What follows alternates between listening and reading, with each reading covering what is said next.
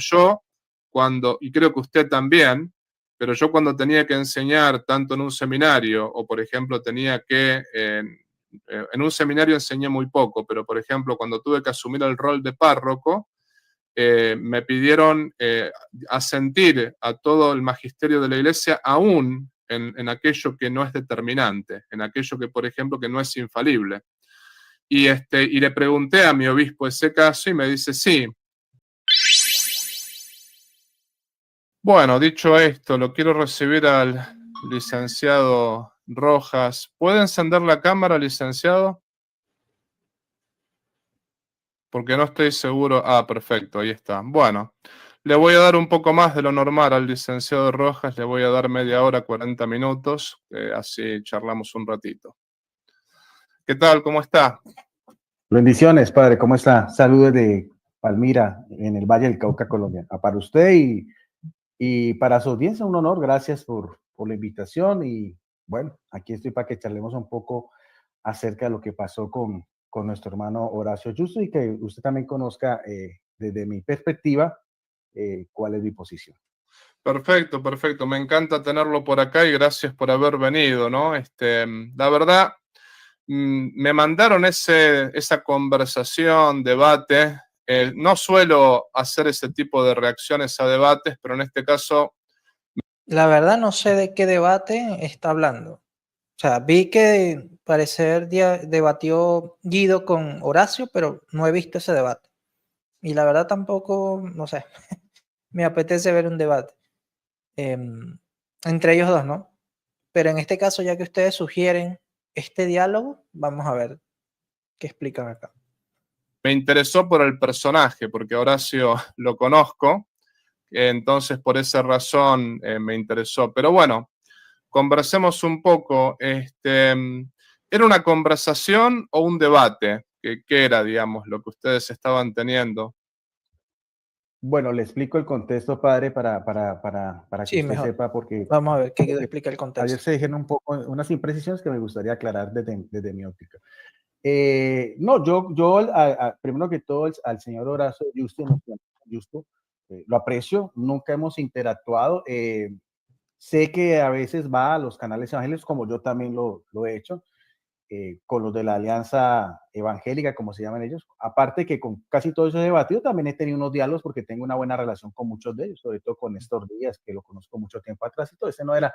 Sé que su línea es una línea un poco tradicionalista. De hecho, padre, yo participé en muchos años, conozco cuál es la línea a veces en el ambiente católico, porque yo fui muchos años partícipe de Tradición, Familia y Propiedad, que es un movimiento laical de extrema derecha, conservadora, fundado por el profesor Plinio Correa Oliveira en los años 80, 70, anticomunista, anticoncilio Vaticano II, antiliturgia Nueva Orden. Entonces yo conozco cuáles a veces los planteamientos que a veces algunos hermanos católicos tienen por esa línea. Entonces, nunca interactué con él y nunca respetando siempre sus posiciones, pero vi que hizo un compartir en el canal del señor Luis Román, que pues para muchos católicos sabemos que es una línea un poco fuerte contra el Papa, no solo contra el Papa Francisco, sino contra el actual Papa, bueno, el concilio. Yo sí les digo directamente, no les recomiendo ver a Luis Román.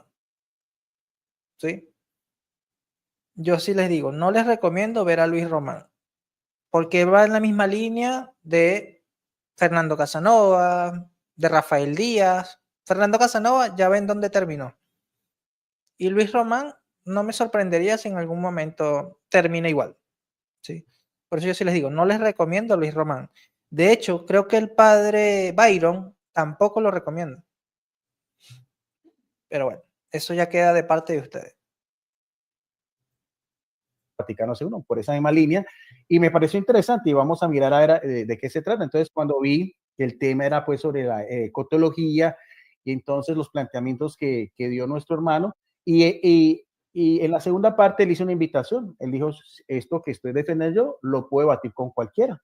Eso fue una invitación que él hizo. Entonces yo dije, bueno, entonces, si la cuestión es así, pues vamos entonces a plantearle un diálogo, porque yo tengo otra posición completamente diferente a lo que él da a entender, porque si usted alcanza a percibir, padre, él dio una declaración en el sentido de que la ONU, por ser la Iglesia Católica, por ser un Estado político, se adhería a la ONU al documento 2030, y yo entendí como si fuera un nuevo orden mundial, un globalismo, entonces una cuestión de geopolítica, y bueno, la cuestión no creo que sea de esa manera. Entonces yo lo que hice fue una presentación para hacer una invitación a un debate, pero yo no tengo el contacto del señor Horacio Just, yo no tengo mis contactos, y entre los apologistas que yo conozco, de hecho, le participé a Cristian Izquierdo. Cristian, tú tienes, porque él, como él ha estado últimamente en casi todos los canales de ellos, me dijo, no, el WhatsApp del señor Horacio es privado, es por otro contacto. Entonces, lo único que hice yo fue pasar la invitación a la página que tiene en Facebook, que creo que se la administra otra persona. Entonces, esa era, en sí, era primero una invitación para después coordinar, iba a presentar la parte en la cual él decía que podíamos debatir con cualquiera y hacer esa invitación. O sea, eso era inicialmente, por eso parece que usted, cuando usted dice que por qué 10 minutos antes del debate, no era, yo no sabía que él iba a entrar. Esa es de pronto porque usted no sabe ese contexto. Es como yo estaba invitándolo a usted, pero yo no conozco el contacto suyo, usted entra acá. Ya cuando vi que él estaba entre las personas que estaban ahí interactuando en el chat, pues que yo entré, lo dejé entrar. Pero en sí en ese momento no era para un debate que ya tuviera pues todo preparado, no, simplemente iba a ser pasar el extracto de la declaración del señor Horacio y después hacer la invitación y mirar a ver con el Messenger O sea, prácticamente era una reacción, una respuesta de Guido y luego hacer la invitación para que Horacio debatiera con él o dialogara con él, pero al final se dio el diálogo, ¿no? Eso es lo que entiendo.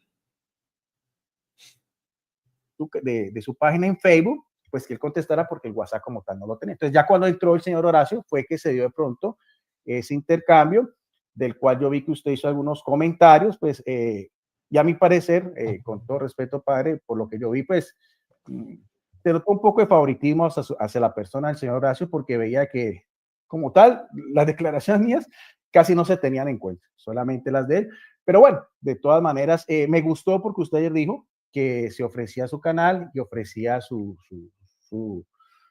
posición para hacer un debate ya de una manera académica, y en eso estoy acá, porque voy a aceptar la invitación para hacerlo con respeto a educación. Yo tengo más de 178 debates y hacer...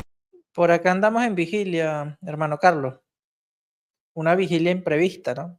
La verdad no tengo sueño y bueno, quise hacer un live para interactuar un rato. Hacerlo con un ambiente entre cristianos donde hay un tiempo de exposición y de pronto un tiempo de reputación, no sé. De todas maneras, como yo tengo el contacto con el señor Horacio, yo le he comunicado y le dije que yo le voy a invitar a mi canal el día viernes, pero me parece más interesante, ya que usted abrió ese espacio, poner de acuerdo los tres y a realizar ese debate. Ese es está muy bien, sí, está muy bien.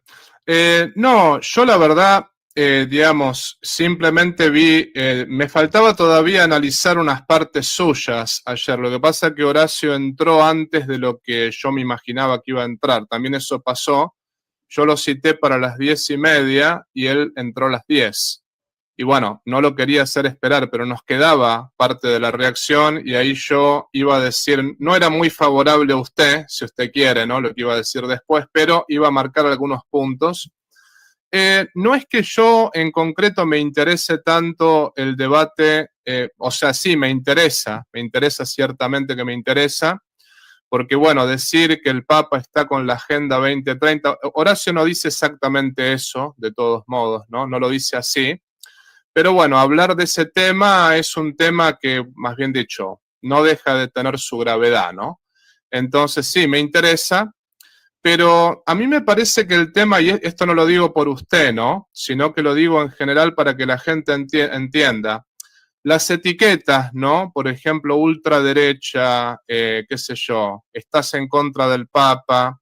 Hay que tener cuidado con eso, lo digo en general, ¿no? Lo digo en general, porque, por ejemplo, no estar de acuerdo con el Papa respetuosamente en algún aspecto no me hace estar en contra del Papa. O, por ejemplo, no sé, criticar a la izquierda no me hace ser de ultraderecha o cosas por el estilo. Bueno, ahí me disculpará el padre, ¿no? Pero muchos comienzan con una crítica respetuosa al Papa y luego ya sabemos cómo termina. Lefebvre comenzó de esa manera, con unas críticas respetuosas al Papa y terminó diciendo el anticristo, ¿no? Entonces hay que tener cuidado con eso. Por eso es preferible no ir a ese lado. ¿No? Hay muchos matices y a mí me parece que, por ejemplo, a mí en las redes sociales me tachan de cura lefebrista, de cura facho, en fin, a mí todo eso no me importa, o sea, yo siempre digo, las redes son así, uno cuando se expone en las redes, ciertamente que uno se expone a todas las críticas y a todos los prejuicios, ¿no? Entonces yo siempre le digo a la gente, digan lo que quieran, o sea, ¿qué me importa, no? Total, yo sé que la mayoría de las personas aprecia nuestro trabajo, ¿no? Pero yo, más que tachar, no digo que usted lo haya hecho, pero cuando uno habla con Horacio y la gente dice, bueno, es amigo de los anticatólicos, ¿no? Es lefebrista, es esto, es lo otro, yo no colaboraría a esas etiquetas, ¿no? Porque el pensamiento de Horacio es muy vasto, ¿no? Es muy, muy vasto. Entonces yo creo que él es un hombre con el cual yo pienso que vamos a disfrutar del debate. Obviamente, si lo hacemos en mi canal, yo como moderador no lo voy a reaccionar. Simplemente el debate se hace acá. Ok, el debate sería entonces entre Guido y Horacio. Yo había entendido que era entre el padre Tomás y Horacio, ¿no? Bueno, ahora se aclara mejor este punto. El padre de Tomás va a ser el moderador y va a prestar su canal para eso.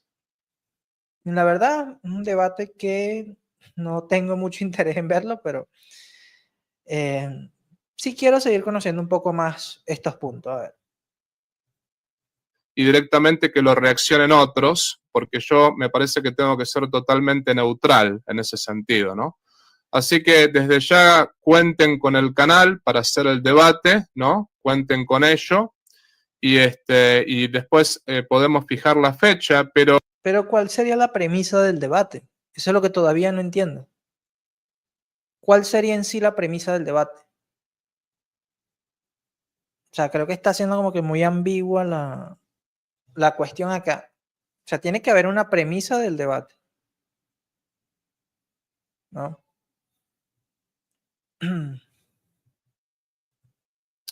Están bien, gracias a Dios. Mi hija bien, gracias a Dios.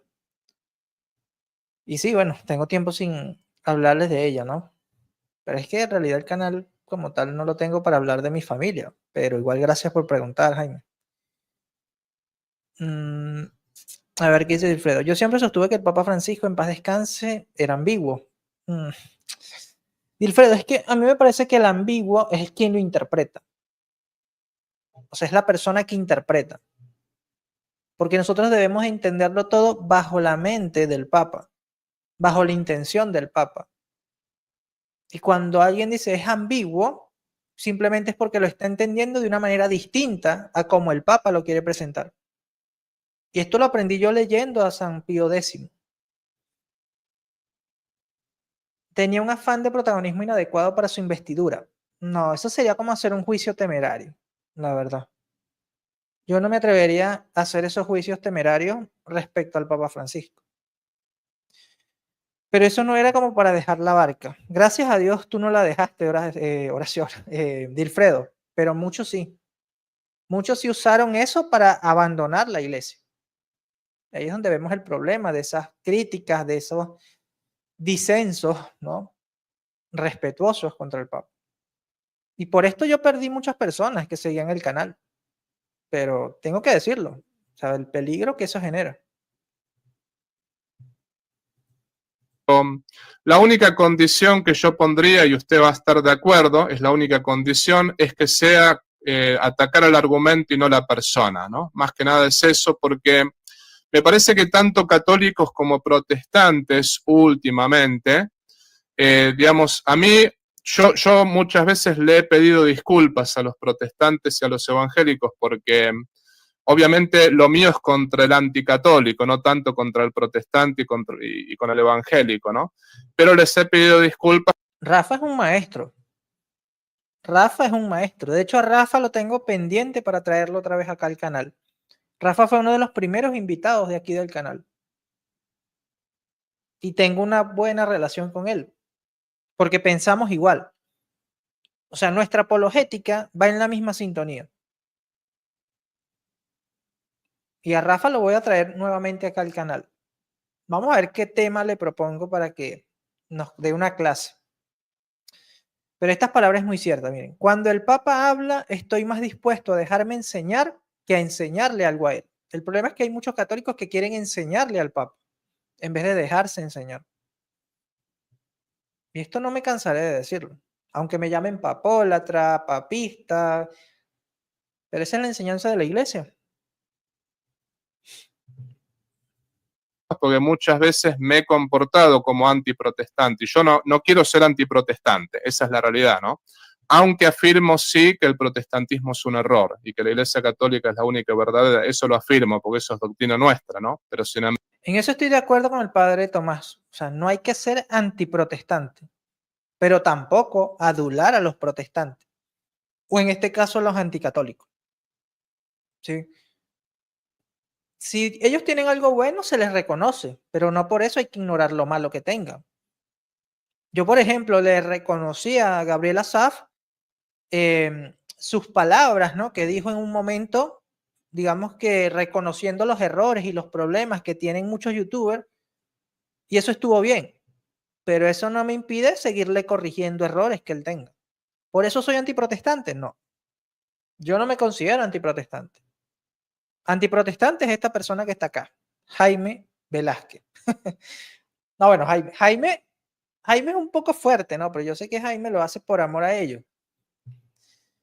Pero yo no puedo caer en ese sentimiento antiprotestante, la verdad. Porque ya caí ahí y no ayuda. O sea, no ayuda a la apologética, no ayuda a la iglesia. ¿Sí?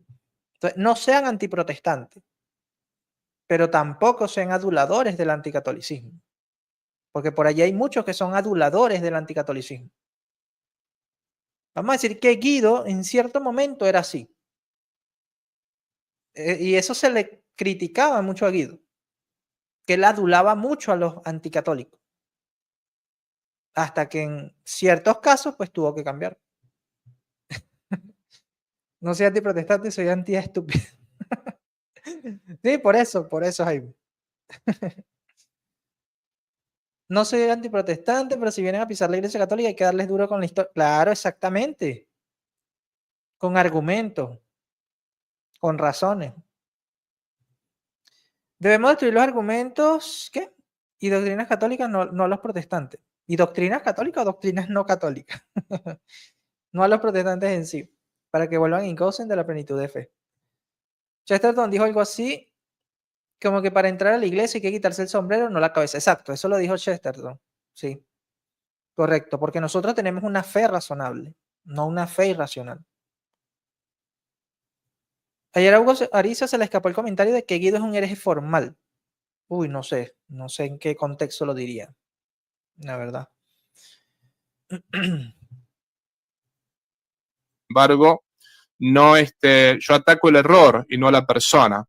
Entonces me parece que esto es lo que tenemos que fomentar, ¿no? Más allá de los argumentos, más allá de lo que uno piense, más allá de todo esto, hay que fomentar. Por cierto, no se olviden de darle like, de compartir, de comentar, ¿sí? Ayuden a que YouTube pues muestre este contenido a más personas. ¿Cuál es la diferencia entre dar argumentos, contrarrefutar y dar garrote? La forma, el estilo. Tú puedes dar argumentos y contrarrefutar, como dice Primera de Pedro 3:15. Bueno, del versículo 8 al 16, me gusta leerlo a mí. Pero dar garrote ya prácticamente te convierte en antiprotestante, porque ya tú te bajas al nivel de los anticatólicos. Si hablamos de lo que es dar garrote, sí. Por eso yo no suelo usar esos términos, no me gusta. Decir que Guido es hereje es un halago. Para ser un hereje de altura debe saber tanto como dar. No, qué malo, Carlos, qué malo. No, yo digo es que Guido tiene ciertos puntos que debe corregir. ¿Sí? Tiene ciertos puntos que debería corregir. Sobre todo en el tema del papado en el primer milenio, ¿no? Que fue un tema que dialogamos. Pero realmente Guido sí tiene formación. En su libro La Verdad Católica, creo que se llama, tiene muy buen contenido. De hecho, está en la página de Mercabá, está en la página de José Miguel Array. Lo que pasa es que Guido, no sé, como que cambió algunos puntos de vista de ese libro. Sí, le falta eso, actualizarse con los académicos actuales, las nuevas evidencias, eso. Yo no puedo decir que Guido como tal es hereje, no me atrevería a eso, al menos que vea que dice una herejía en sí. Pero pues hasta ahora no. Yo reconozco a Guido como un hermano católico, que bueno, quizás tengamos diferencias en cuanto a presentar los argumentos católicos, algunas concepciones, pero no sé por qué Hugo Ariza le diría hereje formal, ¿no? Al caso yo podría llegar hasta decir hereje material, pero formal es muy delicado. Se puede hacer una crítica constructiva al Papa o al Vaticano, por ejemplo, en su política actual. Si tú tienes contacto con el Papa y puedes hablar con el Papa directamente, sí, porque esa sería una crítica constructiva al Papa. Pero publicarlo en las redes sociales, hacer un video en YouTube que el Papa no va a ver, simplemente va a generar escándalo. No va a buscar solucionar nada. Esa es la cuestión, Andrés. Yo lo entendí mucho tiempo después. Yo mismo justificaba el hacer correcciones al Papa, críticas al Papa, pero que en realidad lo que hacía era escandalizar a las personas, fomentar la desobediencia, la desconfianza. ¿Qué se necesita para que algo sea herejía formal? La pertinacia. Negar de forma pertinaz, dice el Catecismo y el Código de Derecho Canónico. En su época se ve que era un crack, pero hoy la información es amplia, sí. Así que Guido tiene mucho material físico, y lo cual es bueno, pero muy desactualizado. Pero bueno, no vamos a caerle a palos a Guido. Ese no es el tema acá. Acá la cuestión es ver, o sea, cómo fue este diálogo, porque ya que me lo mencionaron, vamos a ver acá. Lo que sería la apologética, y en este caso apologética, si uno quiere, entre católicos, ¿no? Porque usted es católico y Horacio es católico, ¿no? Bueno, hay que fomentarla siempre con el respeto, atacando el argumento y no la persona. Y después, bueno, ustedes son libres de compartirlo en sus canales y todo bien, pero este espacio está abierto. Y desde ya le agradezco que haya venido hoy y le agradezco que esté aquí. O sea, yo no había tenido la oportunidad de conversar con usted nunca, ¿no? Lo había escuchado nombrar por otros apologistas, pero nunca lo había conocido en concreto. No sé que tiene su canal, que hace sus reacciones. Sé que reaccionó a mi debate, que no vi la reacción suya, sinceramente, no vi qué fue lo que dijo, pero, por ejemplo, sí, yo lo conocía de nombre, no sabía realmente muy bien cómo era su trabajo, ¿no? Pero gracias por estar aquí, ¿no? Sí, padre. De hecho, también quería, claro, lo que sucedió de pronto inicialmente con nuestro hermano Horacio, que es una excelente persona, es una persona muy comprometida con su fe, muy coherente con lo que él piensa. Y no, y está bien, padre, las posiciones que se tengan en la Iglesia Católica a veces de cierto extremo o sin llegar pues a tildarlo como un anticatólico, antipapa Francisco, anticoncilio, no, de eso no se trata, pero sí se sabe, padre, de que eso se ve en las redes sociales, a veces por parte de algún clérigo o parte de algún sacerdote o un laico. Claro, cuando entró de pronto sí se calentaron mucho los ánimos, usted mismo lo vio, pero después las cosas se normalizaron, yo dejé que él hablara. De hecho, él me hacía muchas más preguntas que mi persona, entonces yo después sí le pedí excusas porque realmente no era al principio la forma como de atacarlo a su persona, pero igualmente, para yo, los debates que tengo yo soy una de las personas, creo, que en las redes sociales que más he debatido con protestantes y creo que tengo un nivel de aceptación de No, orden. ahí sí tengo que corregir a Guido. El que más ha debatido con protestantes es, ¿adivina quién? Adivinen quién es el que más ha debatido con protestantes. Y tiene contado todos sus debates. ¿Quién es el católico en YouTube de habla hispana que más ha debatido con protestantes? Vamos a ver quién responde. Exacto, Max Roper, el hermano Max Roper. Él tiene contabilizado todos los debates. Yo no puedo hacer eso, la verdad. Y eso que yo no tengo debates, pero sí he tenido diálogos, intercambios, pero Yo no llevo como que una organización de todos los debates, ¿no? Sí, el hermano Max. Hasta con católicos debate Max o quien se le ponga enfrente, cierto, cierto. El hermano Max se mete, bueno, donde sea. Ahorita anda por TikTok. Ahorita el hermano Max se la pasa por TikTok. Sí. El padre Luis Toro no es tanto por YouTube, o sea, con los youtubers. Bueno, debatió con Gutiérrez, con Cristian Izquierdo. Pero Max Roper, bueno, prácticamente va a llegar al récord Guinness. No, no miente, es impreciso. Podríamos decir, es impreciso. A ver, quiero colocar este comentario, pero no me dejan. A ver.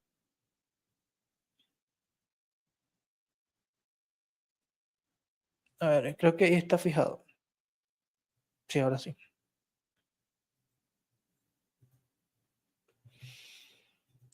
A ver, Bernardo dice, o sea que para el catolicismo soy hereje formal porque yo he sido expuesto a la enseñanza católica y no me convierto. Si fuiste bautizado católico y rechazaste una verdad de fe católica con pertinacia, sí, serías un hereje formal. Donen, no sean más roscodos y ahora debemos apoyar arriba. Gracias, Jaime. Gracias, de verdad, a los que puedan apoyar.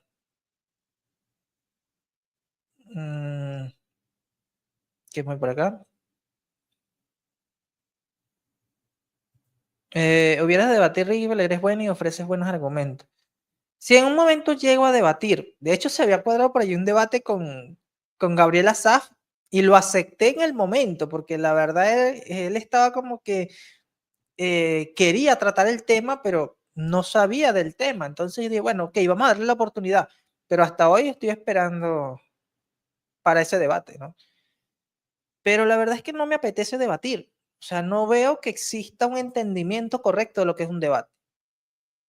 O sea, si una persona va a debatir para ganar, no entiende lo que es un debate para el cristiano. El cristiano no busca ganar debate, no busca ganar argumentos, busca ganar alma. El debate simplemente es para presentar los argumentos y se hace de una forma respetuosa, más si es entre cristianos. Pero con el protestante anticatólico y con el católico antiprotestante no hay debate en sí. Aquellos que debatan, bueno, ok, se les respeta, pero de mi parte no considero que haya una persona que realmente entienda lo que es debate, en este caso que no sean católicos, ¿no? Y los que considero que podrían tener un buen debate, no les gusta tampoco debatir, o sea, piensan igual que yo en ese punto.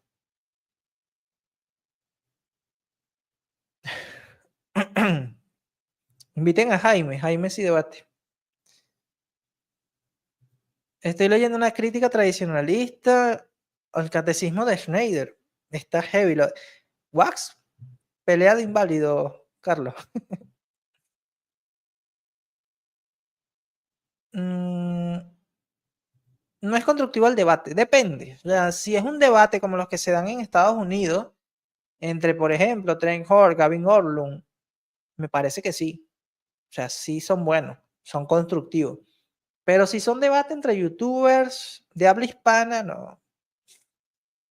La verdad no veo que haya una esencia de entender lo que es el debate o que sea constructivo. Más el conversatorio. Sí, exacto. Sirven más los diálogos. Yo soy parte de esto. Sirve más un conversatorio. ¿Cuándo vas a invitar al hermano Martín? Wow, ¿cuál Martín? Hay tantos Martín. No sé si es Martín Zavala. Ya lo hemos tenido acá en el canal. Ah, material. Puede ser, ¿no? Pero habría que ver en qué contexto.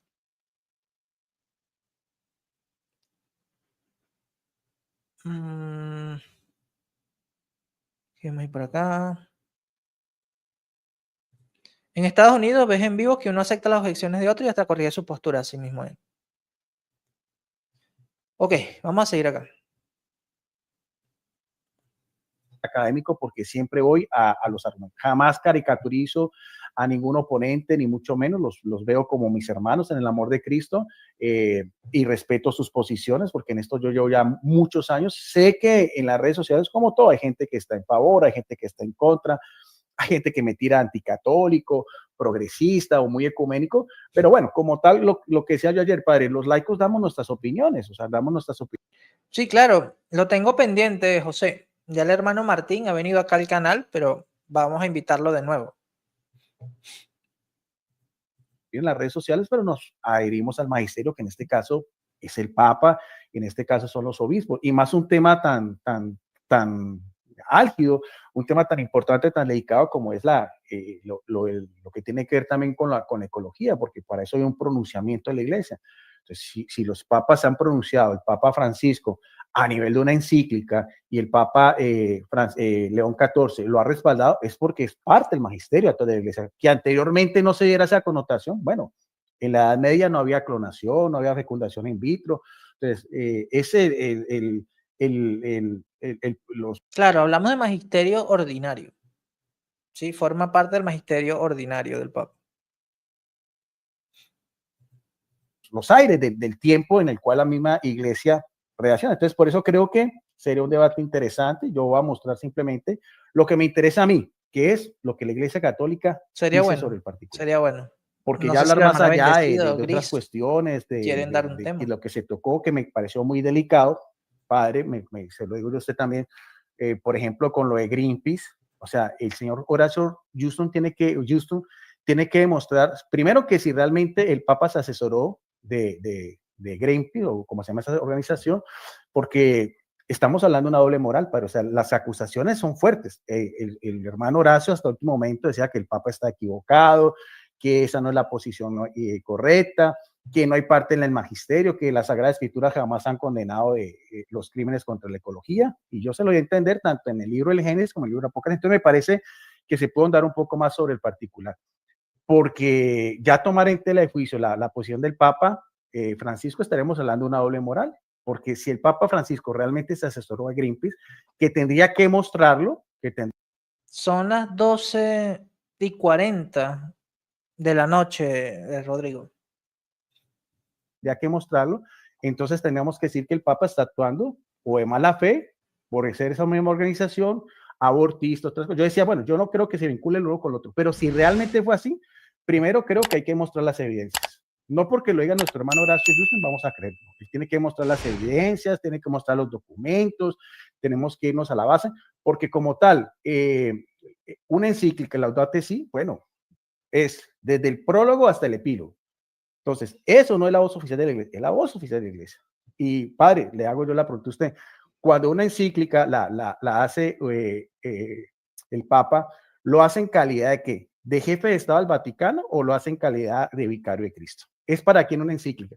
¿Para los gobiernos, para la OTAN, para la ONU? ¿Él está hablando como jefe de Estado del Vaticano? ¿O lo está hablando como el vicario de Cristo para los laicos, para los clérigos, para él como pastor universal y para los hombres de buena voluntad?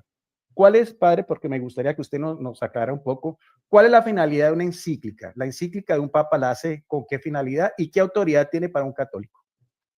No, bueno, la encíclica es magisterio, lo hace en cuanto pastor de la Iglesia Católica. Después, no quiere decir que eso sea infalible, ojo, porque, por ejemplo, con el tema de la bendición de las parejas homosexuales, 2 años antes habían sacado un documento también magisterial firmado por el Papa, donde se habría prohibido la bendición de las parejas homosexuales. Pero hay un contexto distinto, padre. Y el mismo dicasterio lo explica. O sea, ahí se está hablando de unión, no de pareja. Por eso es que siempre hay que ver las precisiones que hace la Iglesia. Allí se resuelve toda ambigüedad. Cuando uno va al contexto, cuando uno va, digamos que, a la intención de quien lo está diciendo. Pero si muchos se agarran de esto, de que hay una contradicción entre un documento y otro, lo que va a generar es desconfianza en el magisterio. Eso es lo peligroso. Eso es lo peligroso. Por eso acá defendimos el documento de fiducia súplica y bueno, eso nos llevó a que muchos católicos, bueno, todavía, ¿no? Atacaran personalmente, amenazaran, etcétera. Y ya ustedes saben la historia. Pero igual tuvimos que decirlo, ¿sí? Y yo les voy a ser sincero, yo he recibido más ataques de estos católicos ultra tradicionalistas que de los propios protestantes. En Facebook, y no voy a mentir, ¿no? Por ahí está el hermano Carlos Jardón, Jaime, no sé si se habrá dado cuenta, pero en Facebook los ultra tradicionalistas me odian, me detestan. Hay uno que hasta hace capturas, o sea, siempre está pendiente de mi Facebook para hacer capturas y coloca el modernista, ¿no? Pero bueno, que Dios los bendiga, ¿no? Ojalá que ellos puedan entender en algún momento que lo que hacen es incorrecto. Después se saca un documento donde después el Papa Francisco aclara, no se bendice la unión homosexual no se bendice, ¿no? No se bendice el pecado, él lo aclaró ante la Congregación para la Doctrina de la Fe, pero el documento, en fin, o sea, digamos que ahí hay mucha controversia, no quiero entrar en eso directamente. Pero yo le diría al Papa, o sea, si vamos a la Biblia, vamos a encontrar muchos textos ambiguos, pero lo que nos interesa es la interpretación que le da la Iglesia. Y de allí va a venir nuestro entendimiento. ¿Por qué no se aplica ese mismo razonamiento a los documentos de la Iglesia? ¿Por qué no se aplica ese mismo razonamiento a fiducia súplica, por ejemplo? Entenderlo como la Iglesia lo entiende. Y esto es en comunión con el pensamiento del Papa. Pero sí, el grado, una cosa es que sea magisterio y no hay que fijarse, por ejemplo, bueno, a ver, no hay que fijarse, a ver, le tengo que obedecer, no le tengo que obedecer. Mi actitud con el magisterio es yo tengo que obedecer al magisterio. Lo único que sí, uno lo puede decir esto, ¿no? Algo que va contra la tradición, que esto lo dice San Vicente de Lérins, ¿no? Que si hay algo que va contra los dogmas, en ese caso no, digamos, ¿no? En ese caso no podemos. Pero la Iglesia no va a hablar contra los dogmas. O sea, con todo respeto al padre Tomás, pero ese argumento se lo he escuchado a los protestantes. Que un protestante me dice, ¿y si la Iglesia en algún momento dice algo que va en contra de la revelación, el católico tiene que aceptarlo porque sí? No, se basan en una suposición de algo que puede pasar, pero en realidad no es así. O sea, la Iglesia no puede ir en contra de la revelación, no puede ir en contra del dogma. Por eso debemos entenderlo en comunión con la Iglesia, no aislados de la Iglesia. Y esto no me voy a cansar de decirlo. Y acá he demostrado cómo los papas enseñan esto. No sé cuántas veces he mostrado acá la cita del Papa San Pío X. Vamos a buscarla acá.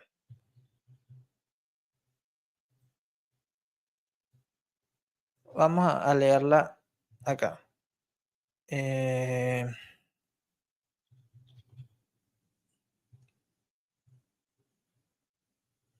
A ver, es Pío X.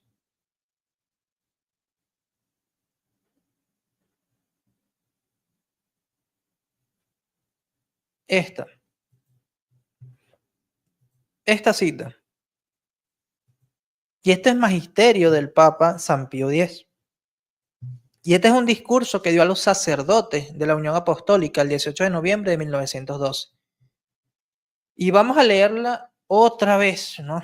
La he leído muchas veces acá en el canal, pero vamos a seguir leyendo.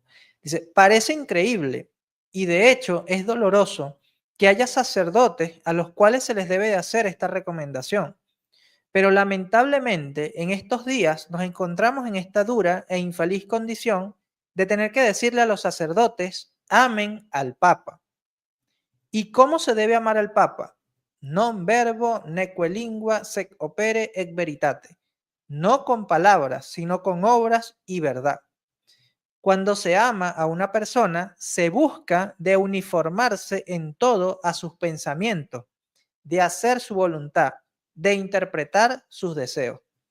Y si nuestro Señor Jesucristo decía de sí, el que me ama guardará mis palabras, así entonces, para demostrarle amor al Papa, es necesario obedecerlo.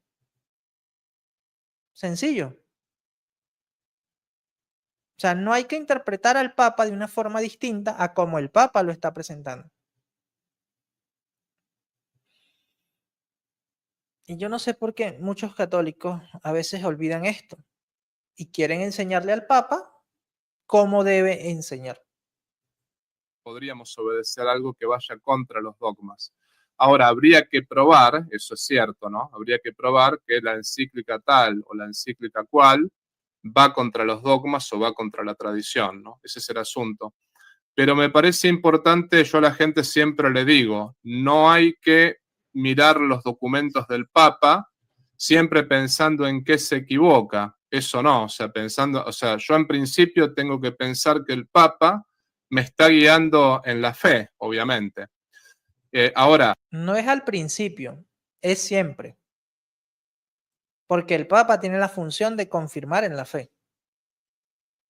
Decir solamente que al principio es como decir, y después, si yo veo que va en contra, ahí sí debo de rechazarlo.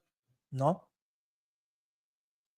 Es siempre en comunión con el pensamiento, el entendimiento del Papa. Por eso para mí no fue problema fiducia súplica, porque lo entendí desde un principio en comunión con el Papa, en comunión con el magisterio. No puse un documento contra otro. Si hay una cosa que realmente yo considero que esto va contra la tradición o esto va contra los dogmas o esto y lo otro, lo tengo que probar. Obviamente que lo tengo que probar, ¿no? Ese es el punto. Pero Padre, pero es que ese sería el problema, porque muchos católicos van a intentar hacer eso, así como lo hizo Lefebvre. Y fíjense lo que le explicó el Papa Pablo VI. Vamos a ver si lo tengo por acá. A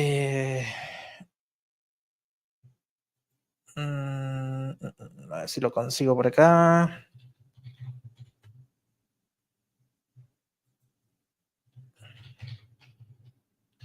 Cuando el Papa Pablo VI le explicó a Lefebvre lo que es la tradición.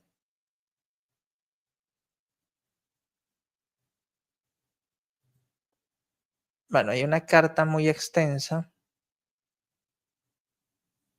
pero a ver si consigo el texto. Ok, aquí está. Vamos a leerlo acá. Yo les recomiendo esta página de Facebook. ¿Sí? Miren esta explicación, esta catequesis que le dio el Papa Pablo VI a Marcel Lefebvre.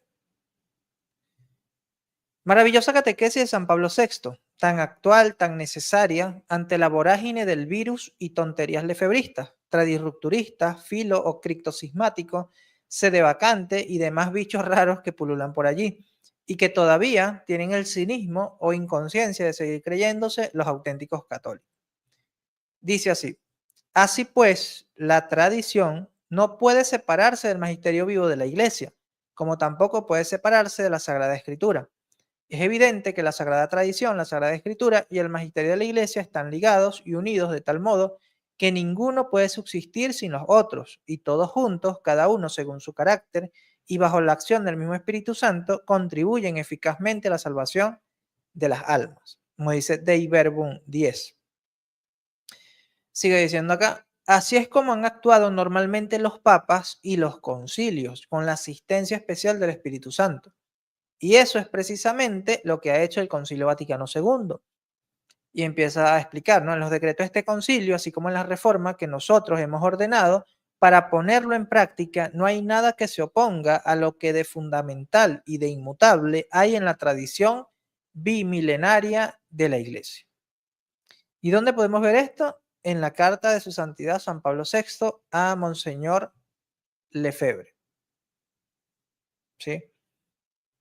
Y esto es algo que un católico debería entender. ¿sí? Un católico debería entender lo que es la tradición. El problema es que hay muchos católicos que no entienden lo que es la tradición. Hay otro extracto, vamos a ver si lo encuentro por acá. A ver.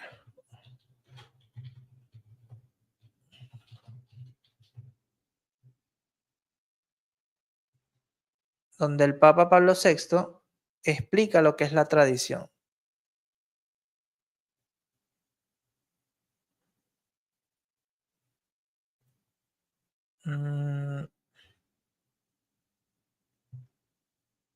Porque no recuerdo si lo tengo en diapositiva. A ver, no lo tengo en diapositiva.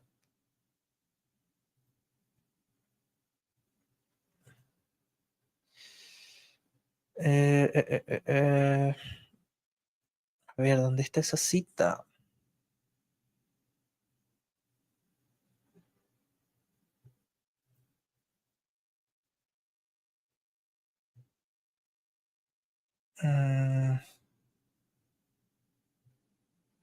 Ok, aquí está. Este también de la carta de Pablo VI a Monseñor Lefebvre. Fíjense lo que le dice acá.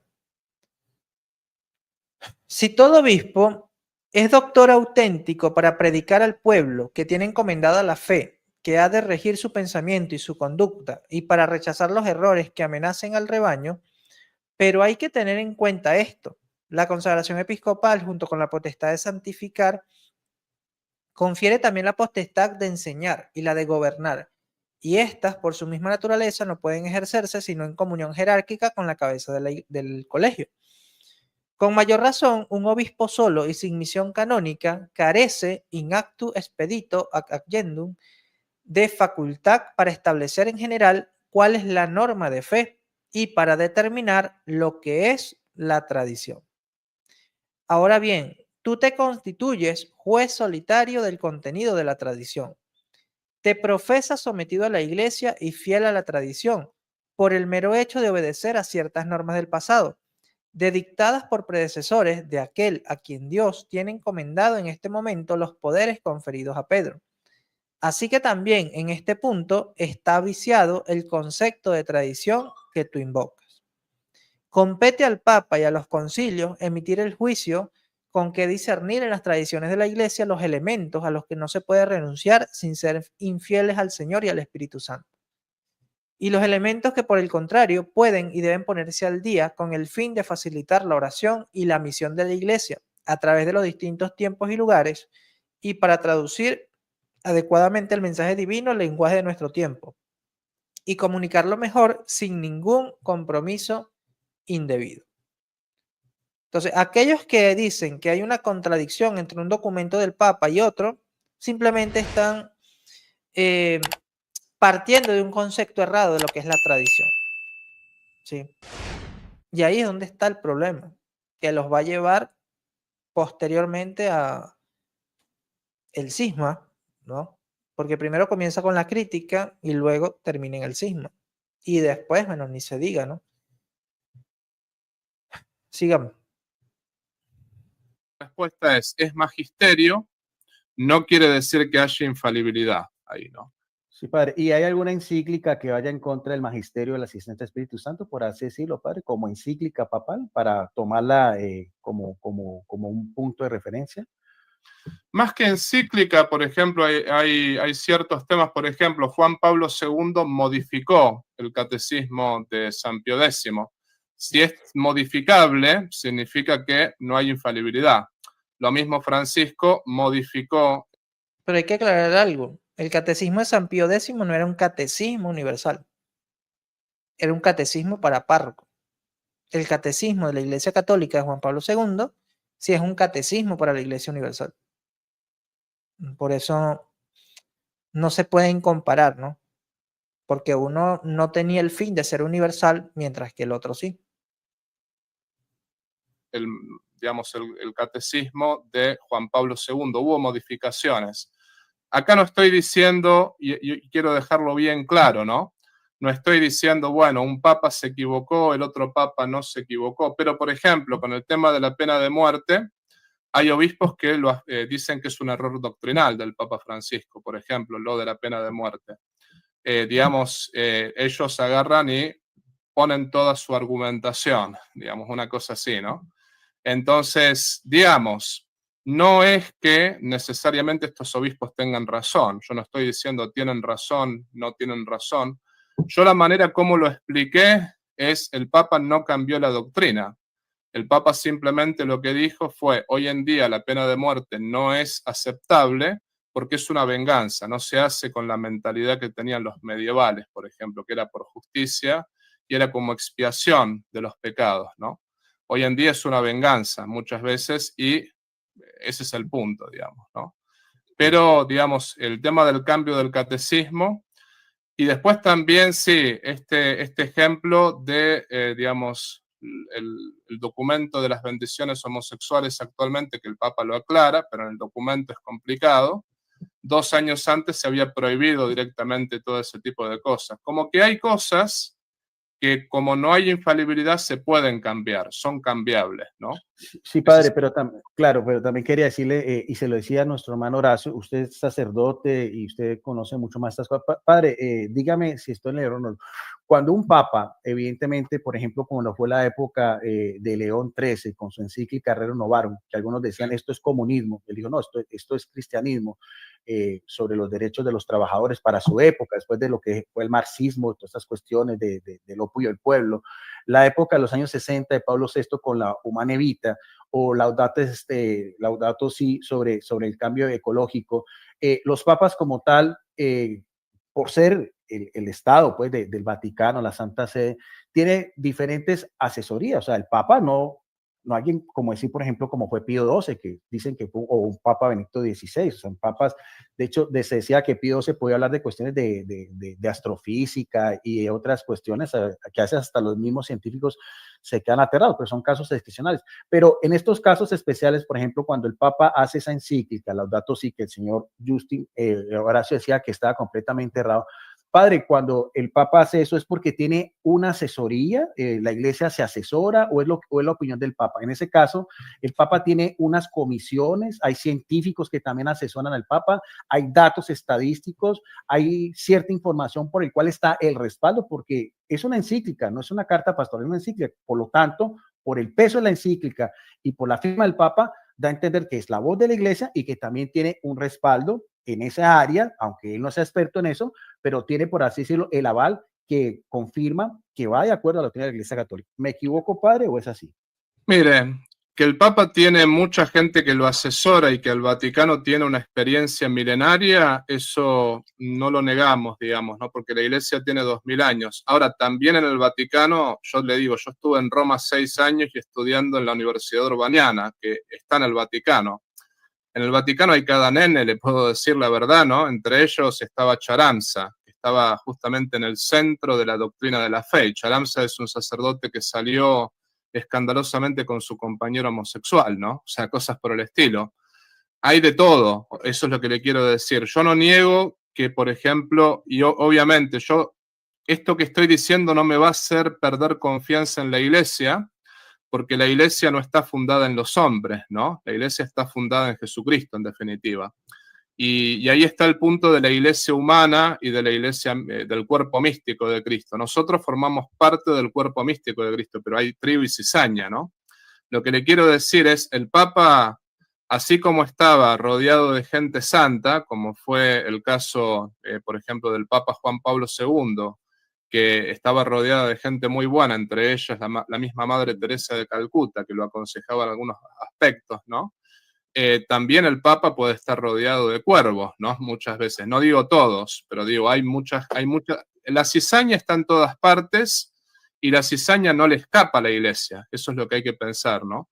Y lo mismo, así como había jueces canonistas que eran muy buenos, como el caso del canonista Forte, no digo Forte el exorcista, sino el canonista, también estaba el juez Zaffaroni, que no es canonista, pero lo asesoraba también, ¿no? Y el juez Zaffaroni, los argentinos saben quién es, un total abortista, es decir, a lo que voy es, el Vaticano no deja de tener la cizaña, lo cual a mí no me cambia la fe, ¿no? O sea, justamente yo no perdí la fe nunca ni en el Papa, o sea, no creo en el Papa, creo en Jesucristo, digo, ¿no? Pero porque Jesucristo lo dice, yo sé que el Papa es el vicario de Cristo. Particularmente el Papa León, yo lo quiero mucho, particularmente a él, ¿no? El Papa Francisco yo siempre lo he respetado, puedo decir que el respeto se lo he tenido, pero bueno, una de las cosas que uno tiene que entender es que sí, la Iglesia tiene tradición milenaria y ha estado rodeada de gente buena y ha habido malandras también, ¿no? O sea, no podemos confiar solamente en los hombres que asesoran al Papa. El Papa muchas veces puede tener buenos asesores y malos asesores. Está el Espíritu Santo. Yo en el Espíritu Santo creo y en la asistencia del Espíritu Santo creo también, pero también está el demonio. Obviamente el Espíritu Santo es más fuerte que el demonio, pero el demonio, Dios permite que el demonio nos tiente. Y si nosotros caemos en la tentación, muchas veces no es culpa del Espíritu Santo ese, ¿no? Bueno, Dios permite que el Papa, los cardenales, los obispos sean tentados. Ellos pueden caer en la tentación si no son fieles al Espíritu Santo. Entonces, un poco yo la veo de esa manera. Yo creo que ese argumento de la gente que lo asesora al Papa es un buen argumento, pero también no deja de tener su debilidad. O sea, sí, yo confío en mucha gente que asesora al Papa, pero tampoco podemos decir que sean todos santos, ¿no? Eso es lo que hay que decir. Sí, sí, padre, pero ahí también quería hacerle una pregunta porque lo escuché usted, lo escuché al señor Horacio también cuando le decía, bueno, ¿quién asesora al Papa? Decía, bueno, en esas cuestiones, porque, repito, yo no tenía toda la información, no sé si el señor Horacio tenga toda esa información. Acá es donde yo me pregunto, ¿y dónde queda la asistencia al Espíritu Santo? ¿Dónde queda la asistencia al Espíritu Santo al Papa? ¿Dónde queda la indefectibilidad de la Iglesia?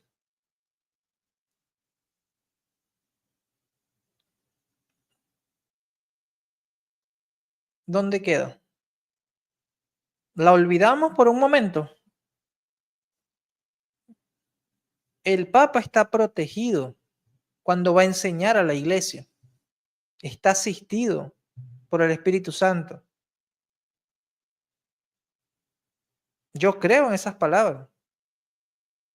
Yo creo en la garantía que me da Cristo, que me da el ministerio del papado. Por eso el Papa no puede ser hereje. Curiosamente, los que difunden la idea de que el Papa puede ser hereje son aquellos que piensan que el Papa está mal asesorado, el Papa está mal, no, tiene malos asesores. Eso va a generar desconfianza en las personas. No podemos decir eso. Porque eso lo que hace es generar la desconfianza en las personas, en los católicos. Y que el católico le dé igual. Ah, como el Papa no es infalible, diga lo que diga, yo puedo cuestionar. ¿No? Vamos a leer nuevamente acá al Papa San Pío X,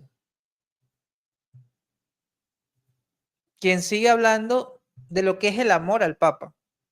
Y muchos dirían que es papólatra. ¿Sí? Muchos le dirían papólatra por estas palabras.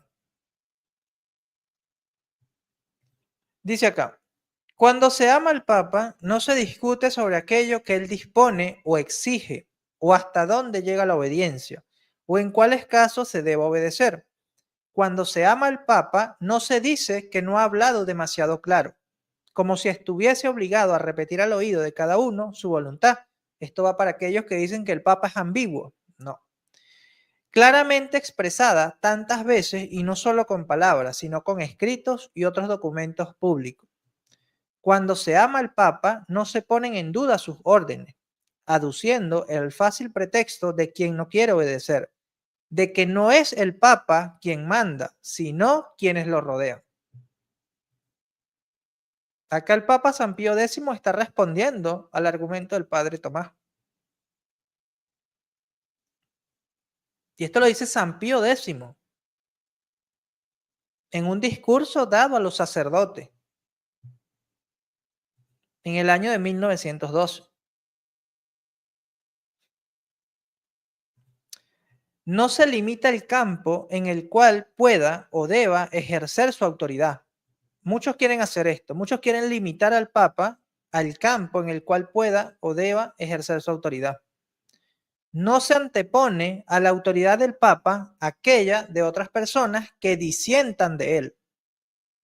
Ah, no, yo prefiero creer al obispo porque el obispo está en contra de la bendición de parejas homosexuales. Y como el Papa está a favor, yo prefiero ir con el obispo. No, no se antepone a la autoridad del Papa aquella de otras personas que disientan de él, por cuando doctas sean, así sean doctores en teología, así sean grandes obispos, no. Y sigue diciendo acá, las cuales si son doctas no son santas, porque quien es santo no puede disentir del Papa. ¿Qué les dicen esas palabras? Para aquellos que apoyan el disentimiento, el Papa San Pío X dice, quien es santo no puede disentir del Papa. Por eso yo no promuevo ni apoyo el disentimiento público hacia el Papa. Es muy distinto que usted sea un cardenal y usted vaya al Vaticano, tenga una audiencia con el Papa y le diga, su santidad, no estoy de acuerdo con esto, me parece que aquí esto podría ser así. Eso sería una crítica constructiva o quizás ayudarlo a expresar de una forma mejor ciertas cosas. Pero no publicarlo en YouTube, no publicarlo en Twitter, no publicarlo en Facebook, que el Papa no lo va a ver. ¿Quién lo va a ver? El católico que no conoce su fe. El católico que va a crear una desconfianza hacia el Papa, hacia la Iglesia.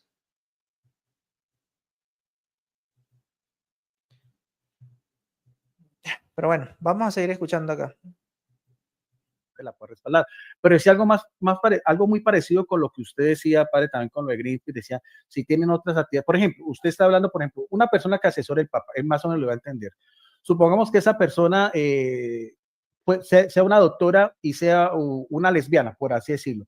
Eso le quita su condición moral, la credibilidad que tenga en el área en la cual está siendo asesorado el Papa, porque me parece que estamos haciendo un juicio de moral por una cuestión personal a los conocimientos que esa persona pueda aportar, por así decirlo, a la cual se le llamó en consulta. O sea, el que sea pecador o que tenga una actitud moral contraria, por ejemplo, a la misma prescripciones de la Iglesia, le quita que su autoridad en la materia sea válida para la asesoría, porque eso también lo voy a entender el señor Horacio Justo. O sea, me parece que son dos cosas completamente diferentes. No sé hasta qué punto podemos llegar en ese juicio moral, padre.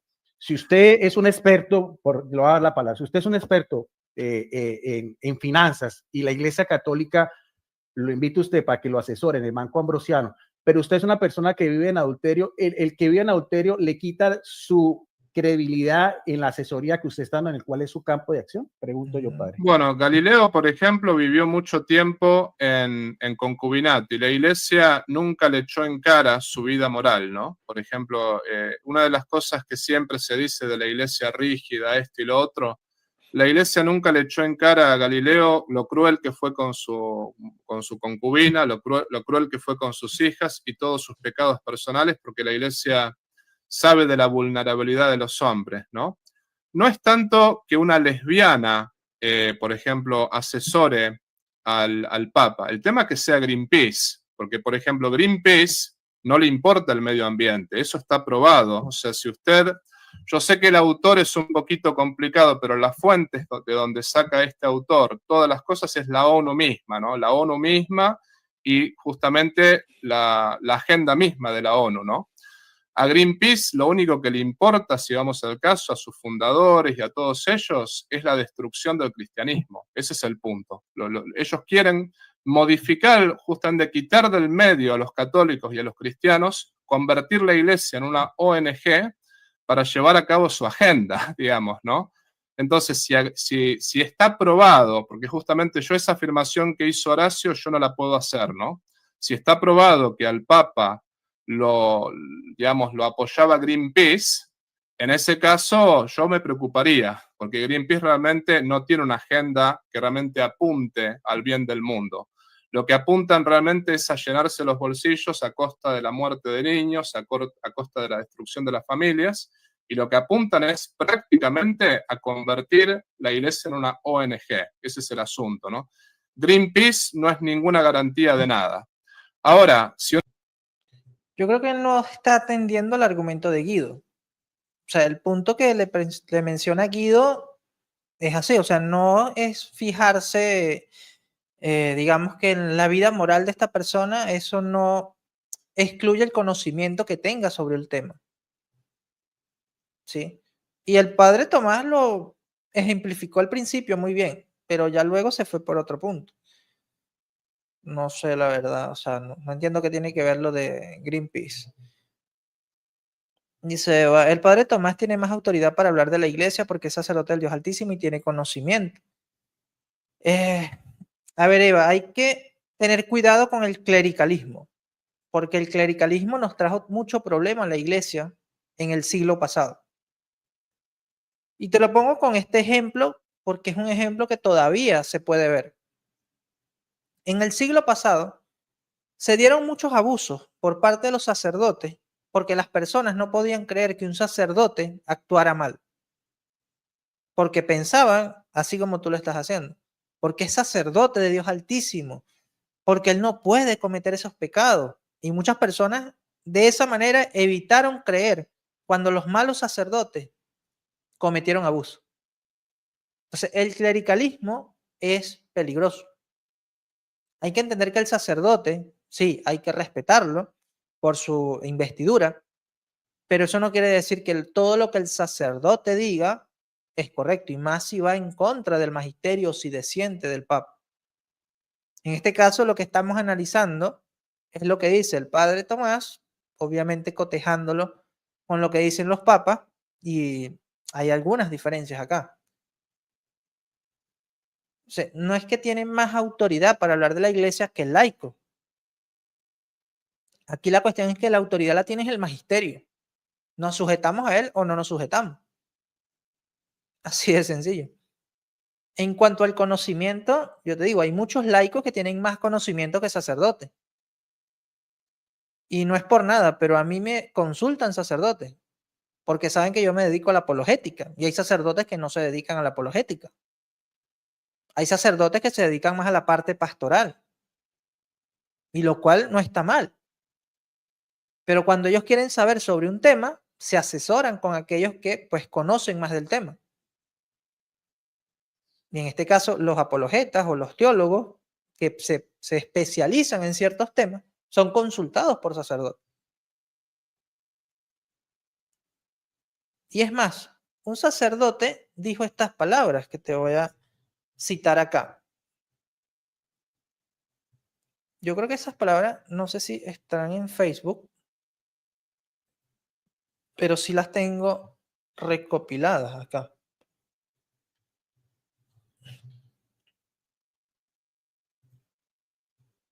Vamos a ver si la puedo conseguir acá en Facebook.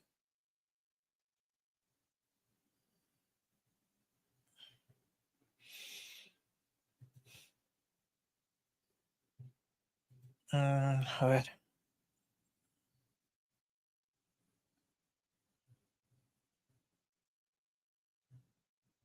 No me aparece. O bueno, sí me aparece. Aquí está. Estas son palabras de un sacerdote.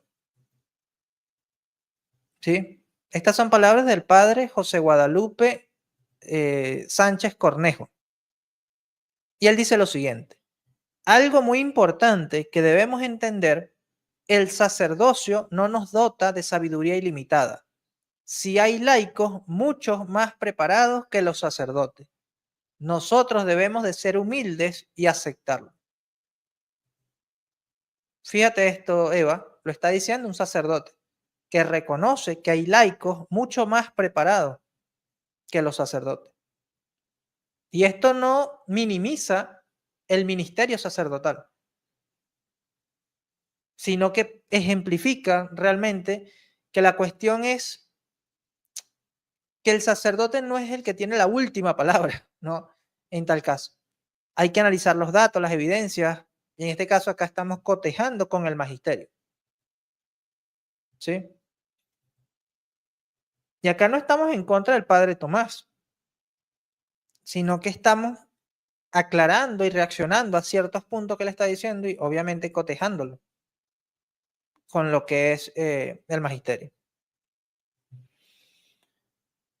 A ver, ¿qué comentarios hay por acá? Ya que no los he leído mucho. Pienso que nos estamos llenando de mucha superstición. Bueno, no sé a qué te refieres. Usted que no niega no será víctima de inundaciones, sequía, frío extremo, dependiendo de las latitudes en donde viva. Ah, el cambio climático. Obviamente eso es una realidad. O sea, por parte de la ciencia ha sido demostrado. Que a veces se exageran en ciertos puntos, sí, pero no podemos negarlo.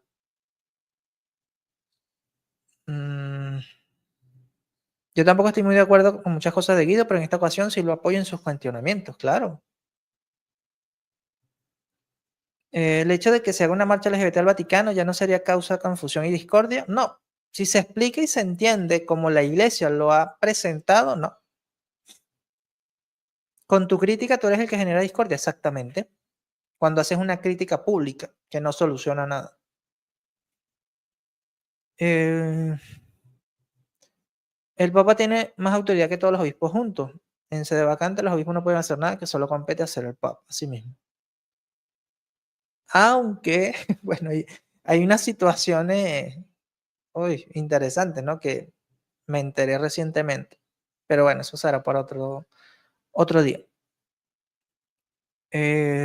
Por acá. Ponemos el pecado por encima de la gracia, no nos acordamos dónde abundó el pecado, sobreabundó la gracia. Parece que por hacer su trabajo, convertir al pecador, la iglesia fuera a corromperse. Muchos lo ven así. Laicos, sacerdotes y obispos que creen que Mateo 16:18 se aplica a ellos mismos y no al Papa. Digo, hay algo que no entiendo. ¿El Papa también es asistido infaliblemente en temas de cambio climático? No. Pero es asistido por el Espíritu Santo cuando enseña para la iglesia. Eso lo explicó Juan Pablo II. Vamos a ver.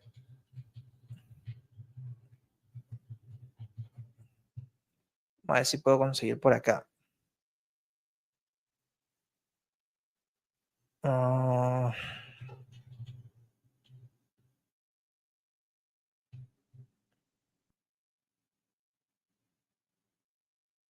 mm, mm, mm.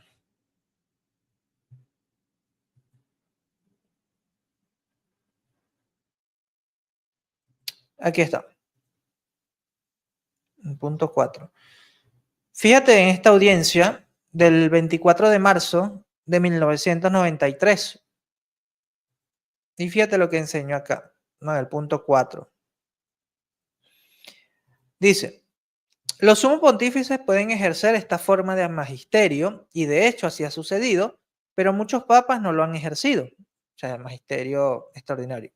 Ahora bien, es preciso observar que en los textos conciliares que estamos explicando, se distingue entre el magisterio ordinario y el extraordinario, subrayando la importancia del primero, que es de carácter permanente y continuado, mientras que el que se expresa en las definiciones se puede llamar excepcional. Junto a esta infalibilidad de las definiciones ex cátedra, existe el carisma de asistencia del Espíritu Santo, concedido a Pedro y a sus sucesores, para que no cometan errores en materia de fe y moral, y que por el contrario, iluminen bien al pueblo cristiano.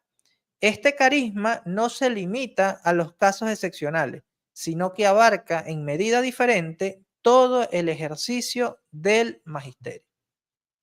O sea, si hablamos de algo que es magisterio del Papa, es asistido por el Espíritu Santo. Por eso podemos tener garantía de que no tiene error. O sea, que afecte la fe. Que se puede mejorar, puede ser. ¿Sí? Y la iglesia ha mejorado muchas formas de explicar lo que enseña. Pero eso no quiere decir que estemos por allí criticando, difiriendo del Papa públicamente, porque eso lo que genera es desconfianza. Eso lo que genera es, bueno, prácticamente personas que ya comienzan a crear cisma dentro de la iglesia, porque se crean magisterios paralelos que el Papa Pío XII, si no me equivoco, condenó.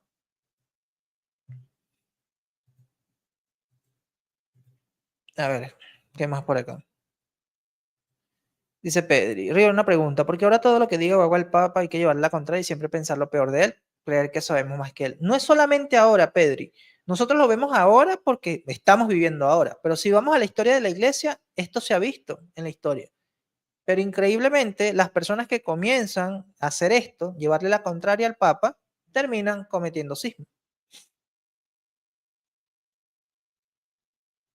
El cambio climático es una realidad. Lo que no se ha comprobado es que sea por causa del ser humano. Esa es la crítica de Horacio. La verdad no sé a detalle eso, ¿no? Yo simplemente voy a estar en comunión con lo que la iglesia diga. Controversia por bendecir un bloque de hielo. No es lo mismo cuando se bendice un carro o un animal, me pregunto. Exacto, o sea, se escandalizan por tonterías. Digo, esto no solo pasa con el tema ambiental, también pasa en el ámbito político. Vemos a muchos laicos defendiendo el liberalismo e ignorando la doctrina social de la iglesia. Claro, por eso es que hay que formarlo, ¿no? Por eso es que hay que formar.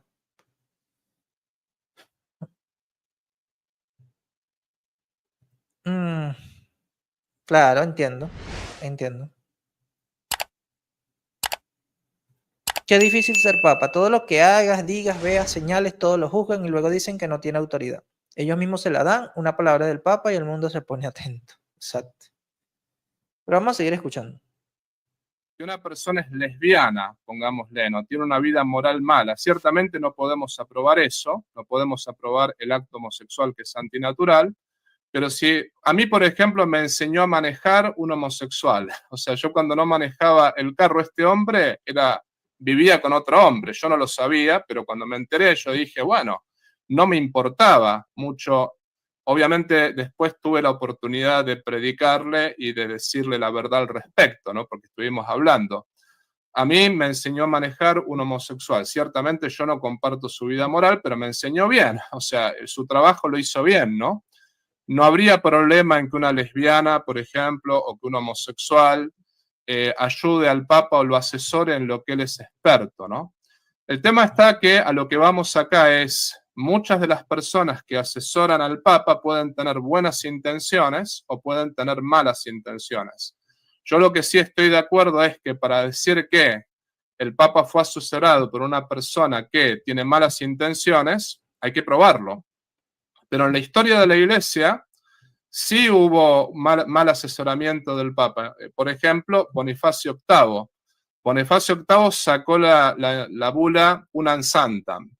Muy buena, esa bula está espectacular y esa bula a mí me encanta en cuanto tal, pero digamos, no era el momento adecuado, no lo digo yo, lo decía el entonces cardenal Bergoglio, después Papa Francisco, ¿no? No era el momento adecuado para sacarla, esa bula, porque lo que sucedía era que en ese momento los franceses estaban exasperados, estaban muy enojados contra el Papa. Y cuando sacó esa bula, lo que sucedió es que los exasperó más todavía y Francia empezó a defender el catolicismo en Francia, pero a oponerse a los enemigos, más bien dicho, a apoyar a los enemigos de la Iglesia fuera de Francia, para justamente combatirlo al Papa. O sea, lo empezaron a ver como un poder extranjero a partir de ahí, ¿no? O sea, poco a poco. Entonces, y justamente Bonifacio VIII fue asesorado en ese caso por algunos cardenales, por algunos obispos. Hay malos asesores, eso hay que reconocerlo, digamos, ¿no? Ahora, para decir que hay un mal asesor, hay que probarlo. Eso estoy totalmente de acuerdo y estoy totalmente, o sea, más bien dicho, lo de Greenpeace con la encíclica, yo sinceramente no lo puedo probar porque yo no sé si es así. Yo simplemente, Horacio sacó ese tema y él dice que lo puede probar. Bueno, digamos, no se llegó a discutir ese tema. Si lo puede probar es distinto, pero supongamos que lo pruebe, que al Papa lo asesoró Greenpeace. Tiene malos asesores, pero eso no le quita ni la infalibilidad, ni quita tampoco que le debamos el respeto. Y al mismo tiempo, Dios de los grandes males saca grandes bienes. La Iglesia ha sobrevivido por 2000 años. Y termino con esto, ¿no? O sea, simplemente el cardenal Consalvi, cuando Napoleón le dijo, voy a destruir su iglesia, y el cardenal Consalvi dijo, no se gasten, ni los curas pudimos. O sea, muchas veces los malos sacerdotes tampoco pudimos hacerlo, ¿no? claro. Entonces a eso es lo que vamos, más que nada. Sí, sí, sí. Sí, padre, hasta mismo San Agustín decía, la iglesia es santa y prostituta, santa y meretriz. De hecho, padre, Perdón que lo interrumpa. Un saludo a Santi Alarcón, que vi que está en el chat. Un saludo a nuestro amigo Santi. Abrazo, amigo. Perdón, licenciado. Sí, sí, ahí nos estaba saludando. Tampoco nunca interactúa con el señor Santiago Alarcón. Alguna vez nos encontramos en otro canal. Padre, para ir finalizando. No, y de hecho también, ¿sabe que me hizo acordar, padre, Pío IX con el sílabo, los errores también para su época, lo que era el modernismo, era en contra de muchas cosas que después ya la iglesia, los ferrocarriles, unas cuestiones, tal vez la visión que tenía el Papa en ese momento, porque evidentemente la labor del Papa es simplemente pastorear a la iglesia, no quiere decir como que todos sus argumentos sean infalibles o que todos sus criterios vayan de acuerdo a lo que era la misma realidad de los tiempos. Era la transición a un mundo moderno, a un mundo ya donde la industria, donde la monarquía ya iba pasando a otro terreno, pero pues la mentalidad del Papa en ese momento era todavía muy feudalista y de hecho para mí, padre, uno de los mayores cruces de la Iglesia Católica fueron los estados pontificios, porque como tal, la labor que le dijo Jesucristo a Pedro era que fuera pescador de hombres. Entonces, la labor es una cuestión de orden pastoral, que hay una coyuntura. Interesante. No sé, es interesante, ¿no?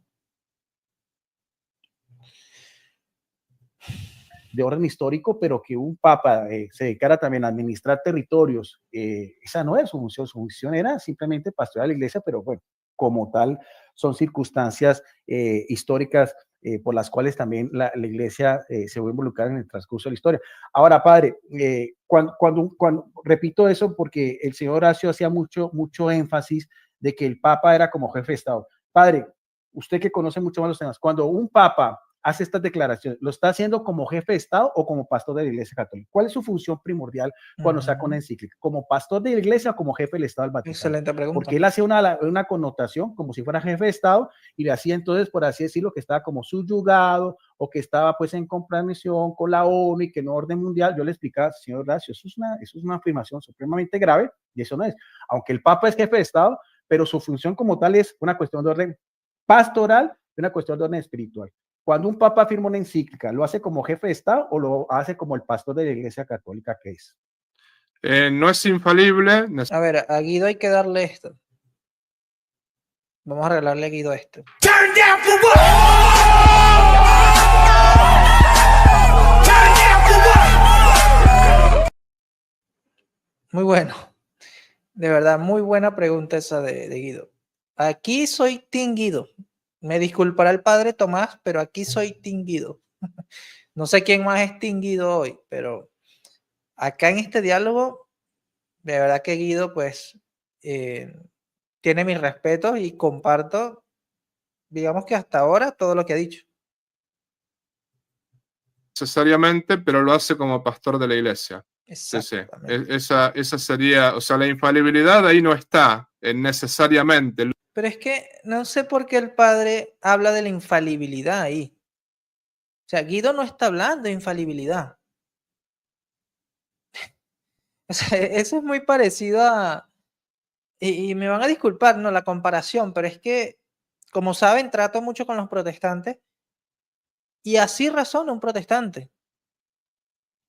Cuando tú le dices, mira, que este concilio, esta enseñanza, sí, pero no era infalible. Es que no estamos hablando si eran infalibles o no. Si un padre de la iglesia enseña esto, sí, pero no era infalible. Pero es que no estamos hablando si son infalibles o no.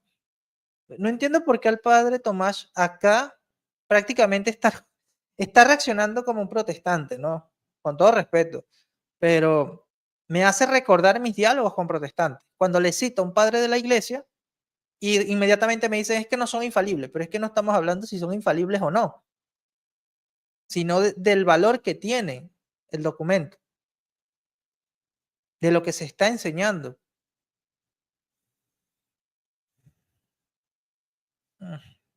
Bueno, sigamos. La única manera de que uno pueda decir está, tendría que dar alguna fórmula, por ejemplo, yo con la autoridad de Pedro, en unión con todos los obispos, declaro, o sea, cosas así, ¿no?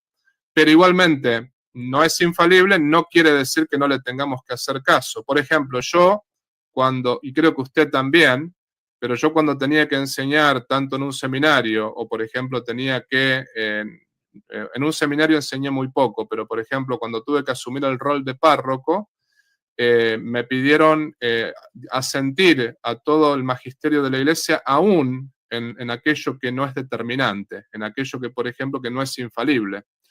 Y le pregunté a mi obispo ese caso y me dice, sí, salvo que te conste realmente, verdaderamente, que hay algo contra el magisterio, pero en principio no tenemos que andar dudando de todo, digamos. O sea, tendrías que agarrar y decir, bueno, esto claramente, qué sé yo, en una encíclica nos mandan fornicar, por ejemplo. Estoy exagerando, ¿no?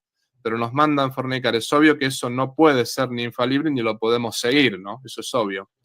Pero sí, digamos, lo manda en cuanto pastor de la Iglesia Universal, o sea, ahí es pastor. El Papa jefe de Estado, yo la ventaja que veo, que el Papa sea jefe de Estado, pero esto lo analicé con un profesor mío de la universidad cuando estaba haciendo la licenciatura. A ver, ahí acabo de hacer una encuesta. Participen en la encuesta. Ahí pueden ver la encuesta. ¿Con quién están de acuerdo? ¿Con quién están de acuerdo en la conversación? ¿Con el padre Tomás o con Guido Rojo? La ventaja que nosotros veíamos es que el Papa, gracias a que es jefe de Estado, tiene libertad de expresarse, tiene libertad de predicar sin que nadie lo meta preso, tiene inmunidad diplomática. Porque, por ejemplo, si el Papa no tuviese inmunidad diplomática, lo podrían censurar con una denuncia, podrían meterlo preso. En cambio, con la inmunidad diplomática, yo me refiero modernamente, no me refiero en el pasado. En el pasado, bueno, ha ayudado en algunas circunstancias, en otras no, ha ayudado en ciertas circunstancias, pero actualmente... Claro, también se vale, Víctor. También se vale. Cuando el Papa habla contra el aborto, cuando el Papa habla de ciertos temas, tiene la inmunidad diplomática. Entonces, por ese lado, sin embargo, el Papa mismo, en primer lugar, es pastor, en primer lugar, porque él podría no ser jefe de Estado. El Papa y jefe de Estado no están unidos necesariamente. El día de mañana no sabemos si lo va a ser, ¿no? Pero el Papa siempre va a ser el vicario de Cristo y siempre va a ser el sucesor de Pedro. Entonces, ante todo es pastor. Lo de jefe de Estado, podríamos decir, es algo accidental, ¿no? O sea que si bien tiene que hablar como jefe de Estado de vez en cuando, pero es algo accidental, no es lo propio del Papa, digamos. Claro. Y padre, eso sí, cuando el viaje del Papa Juan Pablo II a Cuba, por ser un Estado comunista, aunque me imagino fue recibido como jefe de Estado del Vaticano, por ser también un jefe de Estado, pero como tal, la voz era, el discurso del Papa era un discurso pastoral, o sea, de su magisterio como tal. ¿No es así, padre? O sea, el hecho de que haya ido, por ejemplo, a un país comunista, pues no lo van a recibir en su grado de vicario de Cristo. Exacto. Lo reciben como jefe de Estado, pero la actitud del Papa, los discursos del Papa y la labor del Papa, así sea, por ejemplo, que vaya a China o a Corea del Norte o a alguno de estos países, lo recibirán como jefe de Estado, pero su labor ante todo es ser la del vicario de Cristo, es el pastor que guía a la iglesia, no solamente a los católicos, sino a los hombres de buena voluntad. Y de hecho, padre, o sea, no necesariamente, como usted dice, tiene que ser infalible, no, es magisterio ordinario, pero como tal es magisterio ordinario que ejerce con plena libertad, con el poder de llaves y con la autoridad que le dio Jesucristo de apacentar a sus ovejas. O sea, no necesariamente que sea un pronunciamiento de orden dogmático quiere decir que por ser magisterio ordinario, vamos nosotros también a tener una actitud crítica ante esa situación, porque, padre, para ir finalizando, la actitud del Papa Francisco, la actitud del Papa León XIV con respecto a la naturaleza, al cuidado, es la posición de la Iglesia Católica, el Evangelio, de cuidar la creación de Dios. ¿Cuál es magisterialmente, usted que es sacerdote, lo que la Iglesia dice sobre la naturaleza? O sea, lo que la Iglesia dice magisterialmente va en concordancia con lo que habló Francisco y con lo que habla el Papa León XIV. Está la parte científica, que yo no la manejo. Por ejemplo, eso que dice Horacio de las minerías es cierto. Por ejemplo, que si las minerías abiertas, por ejemplo, a campo abierto, ¿no? Que si realmente se tendrían que prohibir, bueno, nuestros celulares estamos pecando todos, ¿no? Porque, o sea, yo no me meto en la parte científica porque no lo tengo claro eso. O sea, sería para mí una imprudencia hablar de la parte científica. Lo que sí la Iglesia enseña es que la creación, el hombre tiene que, digamos, usar de ella, no abusar de la misma. Pero, por ejemplo, qué sé yo, el tema de los de Greenpeace, volviendo a ellos, ¿no? Que por una parte está el tema del aborto, que son unos criminales que defienden eso, pero por otra parte, qué sé yo, se preocupan de los delfines, o se preocupan de... Eso es una hipocresía, digámoslo así, ¿no? Ahora, bien, dicho esto, los delfines ciertamente son parte de la creación, ¿no? Entonces yo no puedo agarrar y matar delfines porque yo quiero, para dejarlos tirados o para etcétera, etcétera, ¿no? Ahora, si yo mato un animal para comerlo, eso está perfecto, no hay ningún problema, ¿no? Si yo uso madera para construir una casa, eso está perfecto. Lo que estaría mal es matar un animal y dejarlo tirado, o quemar un bosque por malicia, o por ejemplo, hacer ciertas cosas que no solamente dañan a la creación, sino que nos dañan a todos, porque nos hacen daño a todos nosotros, ¿no? Entonces, la Iglesia enseña que la creación debe ser utilizada, digamos, para el hombre, pero el hombre no tiene que tampoco abusar ni de la creación, ni tampoco de los bienes, o sea, hay que usarlos para mayor gloria de Dios. En definitiva es eso, ¿no? Y una cosita, no, yo estoy de acuerdo con usted. Yo sinceramente tampoco puedo responder a lo del pecado ecológico. Yo no lo llamaría pecado ecológico a nada. Yo llamaría, más que pecado ecológico, llamaría no cumplir con el diseño de Dios, o sea, el pecado de no obedecerle a Dios, justamente sobre su plan, sobre la creación, ¿no? Para no entrar en esa terminología, pero bueno. Pero sería un acto inmoral, por así decirlo, padre. Sería un acto Cuando inmoral. sí, tendríamos que analizar cada acto, a qué acto nos estamos refiriendo, pero sí, podría llegar a ser un acto inmoral. Ahora, después cuando hay algo científico detrás de eso, por ejemplo, el hecho de la caza de ciervos, de la caza de venado, ¿no? Muchos dicen, bueno, no podemos cazar venados solamente para comerlos. Bueno, hay que cazarlos también para vestirse, para armar ropa para los hombres. Y también hay veces que la cantidad de venado, la cantidad de animales afecta, yo no sé, esto me lo explicaba un cazador, ¿no? Afecta de alguna manera a los pobladores, no me acuerdo por qué motivo, entonces había que cazarlos, pero el cazarlos implicaba usarlos para algo, ¿no? Ese es el punto principal. Ahora, algo que quiero decir para no olvidarme, ¿no? Lo que sí, Guido, usted y yo sabemos perfectamente que el magisterio hay que seguirlo, aunque no sea infalible, pero me parece a mí, sobre todo por la gente que no es católica, ¿no? Porque muchas veces los protestantes, los evangélicos piensan que nosotros tenemos obediencia ciega, ese es el asunto. No estamos hablando acá de la soberbia de aquel que se está fijando que el Papa se equivoca en esto, que el Papa se equivoca en esto, no me refiero a eso, ¿no? Digamos, a la pregunta, ¿el Papa puede equivocarse en cuestiones políticas, en una encíclica? Como posibilidad, eso está. De hecho, hubo papas que se han equivocado políticamente y también en documentos, ¿no? Ahora, como posibilidad está. Ahora, mi actitud no tiene que ser directamente dudar del Papa ante todo, la duda ante todo, no, esa no tiene que ser nuestra actitud. Nuestra actitud tiene que ser, en principio, yo tengo que creer que el Papa me está guiando a Jesucristo como maestro y como pastor. Ese es mi pensamiento. Después, si me consta que no es así, bueno, ahí es como que... Peligro.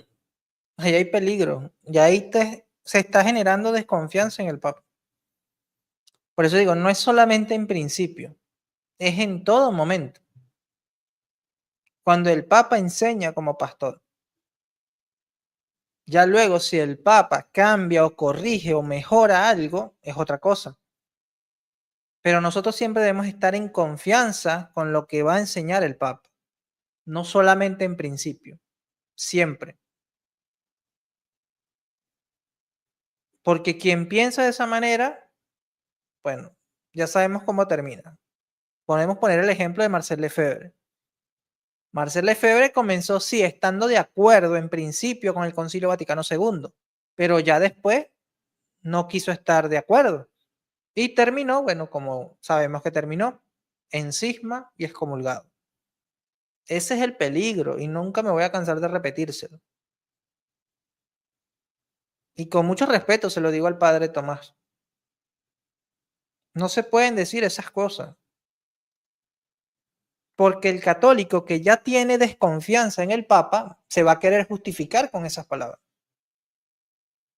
Va a decir, bueno, al principio está bien, yo voy a creer que es del Papa, pero si después veo que el Papa se equivoca, ahí tengo que corregir. No.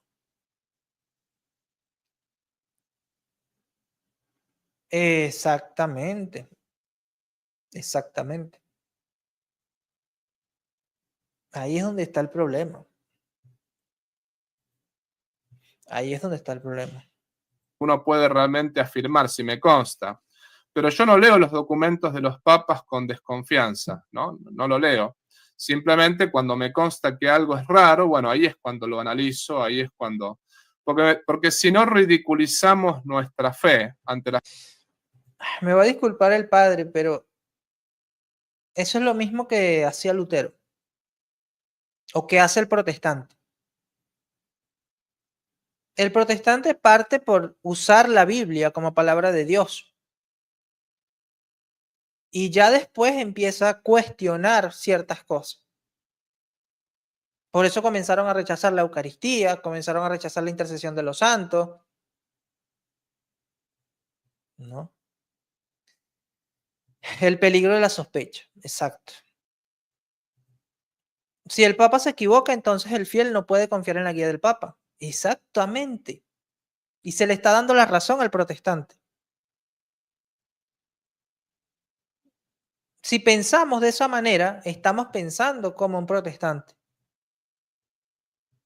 Fíjense acá esta reflexión que hace un ex protestante, ahora apologeta católico. Me encanta esta reflexión.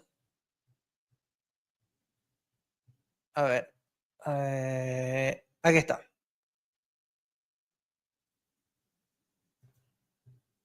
Miren esta reflexión que hace Day Armstrong. ¿Por qué tener papa si rechazamos la guía papal? ¿Por qué incluso tener un papa si tan casualmente nos burlamos de las enseñanzas de los papas? Creo que es una pregunta muy sensata y bastante obvia. Habiendo sido protestante, sé lo que es vivir sin un papa, y parece que muchos católicos esencialmente están haciendo eso, ya que parecen otorgarle poca o ninguna autoridad, y se reservan el derecho de ignorar sus enseñanzas y vetar ellos a voluntad, sin mencionar arremeter contra él día y noche en el peor de los casos. ¿En qué sentido entonces es él la cabeza suprema de la Iglesia si es tratado así?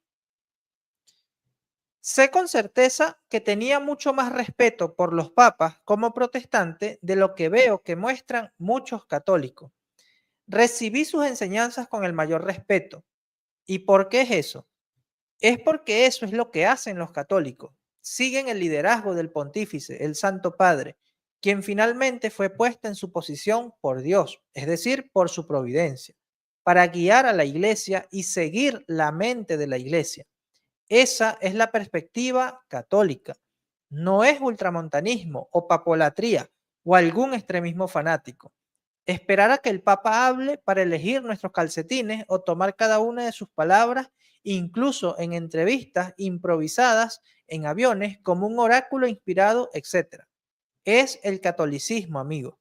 Tenemos que llamar a las cosas por su nombre y afirmar que A igual a A y cesar con las tonterías y los juegos, sin saberlo o no.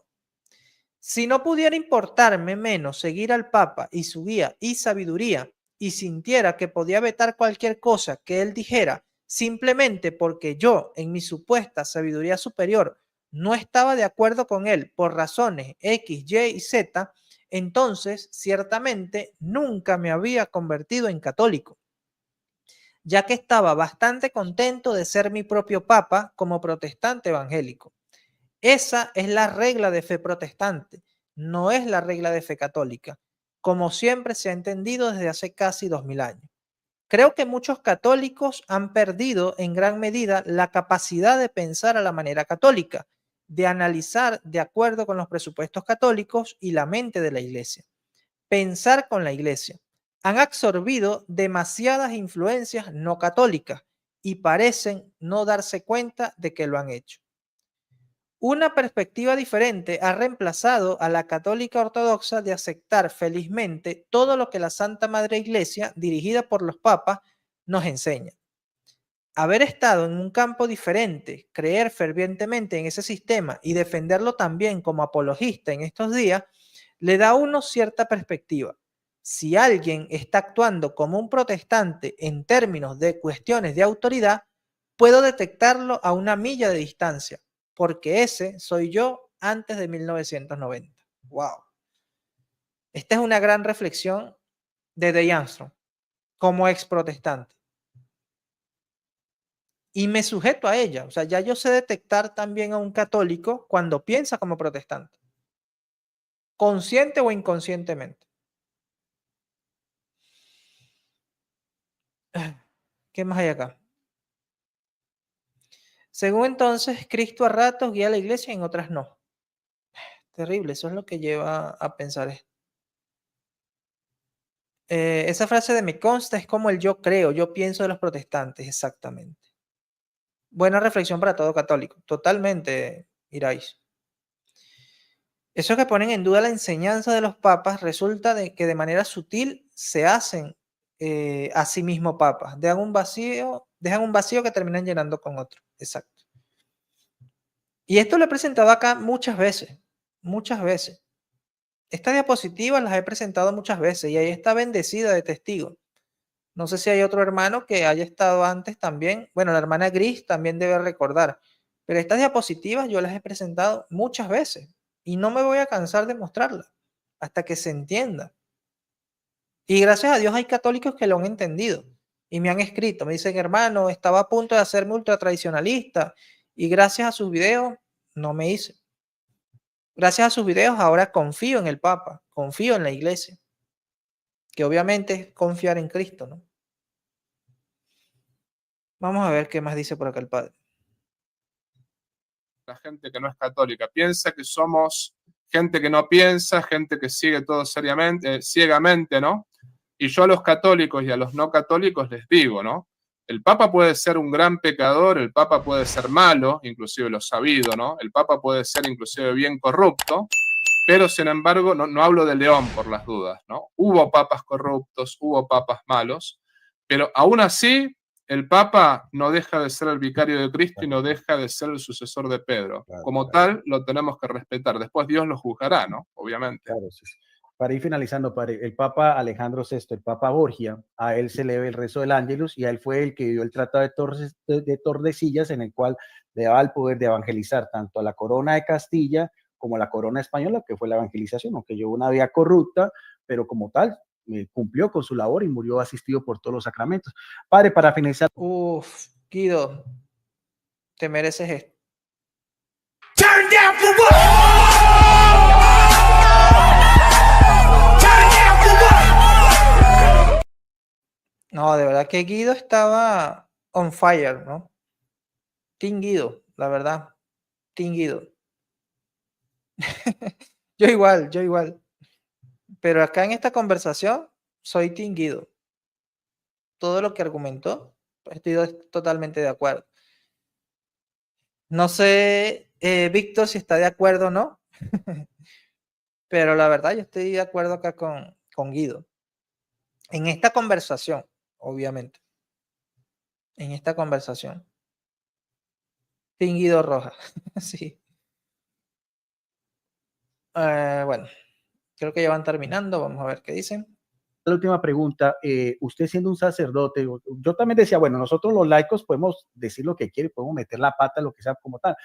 Me parece que de pronto el caso de usted como un sacerdote o los otros sacerdotes que están en las redes sociales, independientemente de la línea esas que tengan, ustedes están regidos, me imagino, padre, para que también la gente sepa, sus opiniones son opiniones personales, pero usted está bajo la autoridad del obispo. Me imagino que para que usted abra este canal, su obispo le da la licencia y entonces me imagino que sus declaraciones tienen que ser mucho más delicadas en cuanto a esas opiniones que de pronto pueden ser muy ágidas, padre, o sea, de pronto después por la misma autoridad o con su obispo, padre, o no es así.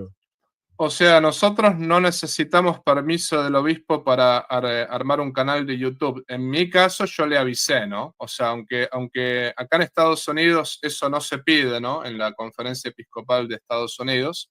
Sin embargo, yo almorcé con mi obispo y le dije, voy a armar un canal de YouTube.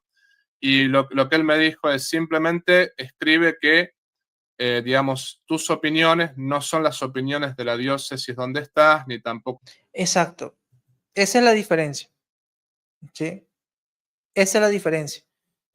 Me parece bien lo que está aclarando acá el padre Tomás, ¿no? O sea, los sacerdotes, si van a crear un canal personal, no tienen que decirle a su obispo. Ahora, si van a crear un canal que van a decir que es católico, que va a representar a, no sé, la diócesis, ahí sí, obviamente tienen que ser aprobados por su obispo. ¿Sí? Por ejemplo, este canal está aprobado por mi sacerdote. ¿Sí? O sea, no es algo que simplemente yo tengo y ya, no. Esto es aprobado por sacerdote. Y hay sacerdotes que obviamente conocen el trabajo que se hace acá, conocen este ministerio, aprueban este ministerio. Yo les puedo mostrar cartas, les puedo mostrar evidencia de esto. De hecho, ya he publicado, ¿sí? Cartas de los sacerdotes que han aprobado este ministerio. A ver, ¿qué más dicen por acá? Al menos en esta conversación, extinguido. En las otras, extinguido. Extinguido, te pasaste, Cristian. Pero está bueno, está bueno. Las opiniones de la iglesia son tus opiniones personales y me aclaró, pero obviamente eres sacerdote para siempre y eres sacerdote vayas donde vayas, ¿no? Entonces le dije, tranquilo, nunca voy a decir algo que vaya contra el magisterio de la iglesia, ¿no? Entonces yo también lo que siempre le dije a mi obispo, si hay algún video que yo tenga. A ver, buena pregunta esta de Diraish. Dice, porque está aprobado por tu sacerdote, entonces tiene ciertas guías y reglas que guían a tu canal. Lo que tengo como guía es que voy a hablar de acuerdo al magisterio cuando se trata de cuestiones doctrinales. ¿Sí? Cuando se trata de la doctrina y el dogma, hablo de acuerdo al magisterio. Ya cuando se tratan de otros temas, puedo dar mis opiniones. Y yo siempre lo digo, ¿no? Acá estoy dando mi opinión. En otras versiones, y digo, aquí estoy mostrando el magisterio. Y por eso presento citas del magisterio. Como en este caso, pues he presentado la cita del Papa San Pío X. O sea, esa no sería mi opinión, sino que sería el magisterio de la iglesia. ¿Sí? Está muy distinto a que yo diga algo y diga, bueno, esto es lo que dice la iglesia, pero en realidad no estoy mostrando en qué me baso, ¿no? Para decir esto. Que cortar, o algún video que yo tenga que sacar, o si hay algo que yo tenga que corregir, yo estoy dispuesto a retractarme. Por ejemplo, si hay algún error mío del punto de vista doctrinal, del punto de vista teológico, porque, más bien dicho, yo soy el primero que dice, no quiero ir contra lo que enseña la iglesia, ¿no? No quiero ir contra lo que enseña el magisterio. Ahora bien, yo estoy casi seguro de que todo lo que estoy diciendo no va contra el magisterio. Muchas veces me han escuchado hablar de política, por ejemplo, he hablado, no sé, de Trump, he hablado de Kamala Harris, y he aclarado, es mi opinión personal, hablo a título personal. En ese caso, la gente lo sabe bien, ¿no? Porque nosotros tenemos derecho. A ver, aquí el padre se ganó esto. Turn down for what? Turn down for what? Lo que está diciendo, así debe ser. Así debe ser el sacerdote. Pero lamentablemente hay muchos que a veces piensan que, y voy a ser un poco crítico acá, y quizás a muchos les va a caer mal, pero tengo que decirlo. Muchas veces las personas piensan que todo lo que dice el padre Luis Toro es magisterio. Y no, muchas veces son interpretaciones bíblicas que él hace. Interpretaciones personales que él hace. Que no van en contra del magisterio, pero no es la enseñanza del magisterio. Y el católico de a pie a veces no sabe distinguir. El católico de a pie va a pensar que todo lo que dice el padre Luis Toro es magisterio. Y no es así. Por eso en diversas oportunidades se ha tenido que corregir ciertas cosas que ha dicho el padre Luis Toro, ¿no? Por el bien de la iglesia, obviamente, y con respeto, claro está. ¿Sí? Por ejemplo, cuando el padre Luis Toro dice que el Papa Dámaso mandó a buscar todos los libros y que se reunieran y así se creó la Biblia, no, eso no lo dice la iglesia, eso no lo enseña el magisterio. Esa es una forma en que él quiere expresar que la iglesia nos dio la Biblia, pero no se puede partir de decir cosas que el magisterio no dice o aclarar, ¿no? Que el magisterio como tal no lo dice de esa manera, sino es una forma en que él quiere expresarlo, pero eso genera problemas si no lo aclara. Y obviamente el padre Luis Toro, todo lo que dice, él no va a decir, esto lo dice el magisterio, esto es mi opinión, no. El padre Luis Toro va a dar la enseñanza y ya depende del católico, pues, si conoce del tema, distinguir cuando es una opinión del padre y cuando es, digamos, la postura del magisterio, la enseñanza del magisterio. ¿Sí? Y créanme que por esto me he ganado muchos católicos que no les gusta estos comentarios, ¿no? Sobre el padre Luis Toro, pero hay quien tiene que decírselo. Crear dudas respecto a las enseñanzas y documentos del magisterio no es contra el magisterio. Si lo hace conscientemente, sí. Si lo haces, digamos, inconscientemente, quizás porque tú pienses que no estás haciendo eso, hay que tratarlo, no hay que hablar. Cierto, el padre Toro tuvo que corregir su opinión de los conceptivos, que uno puede tomar, pero la iglesia no apoya. Exacto. Sí, sí. Ese es uno de los ejemplos, ¿no? Derecho a nuestra libertad de expresión, pero nunca dije nada que vaya contra el magisterio de la iglesia. O sea, en lo dogmático unidad, en lo opinable libertad, en todo caridad. Ese es un poco el criterio que está atribuido a San Agustín, ¿no? Un poco así. Pero en realidad esa es una frase del Papa Juan XXIII, si no me equivoco. Es más, vamos a revisar esto. Creo que esa frase es de Juan XXIII. A ver.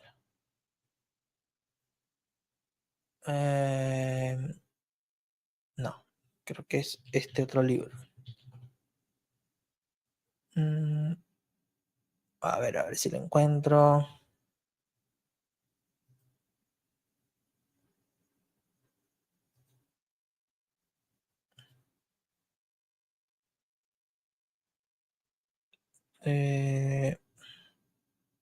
Wow, increíble, no lo encuentro. Ey, ¿dónde está ese libro? Ah, no, mentira, aquí está. Pero este no está en español, ¿o sí? Ay, no. Ah, no, sí está en español. A ver.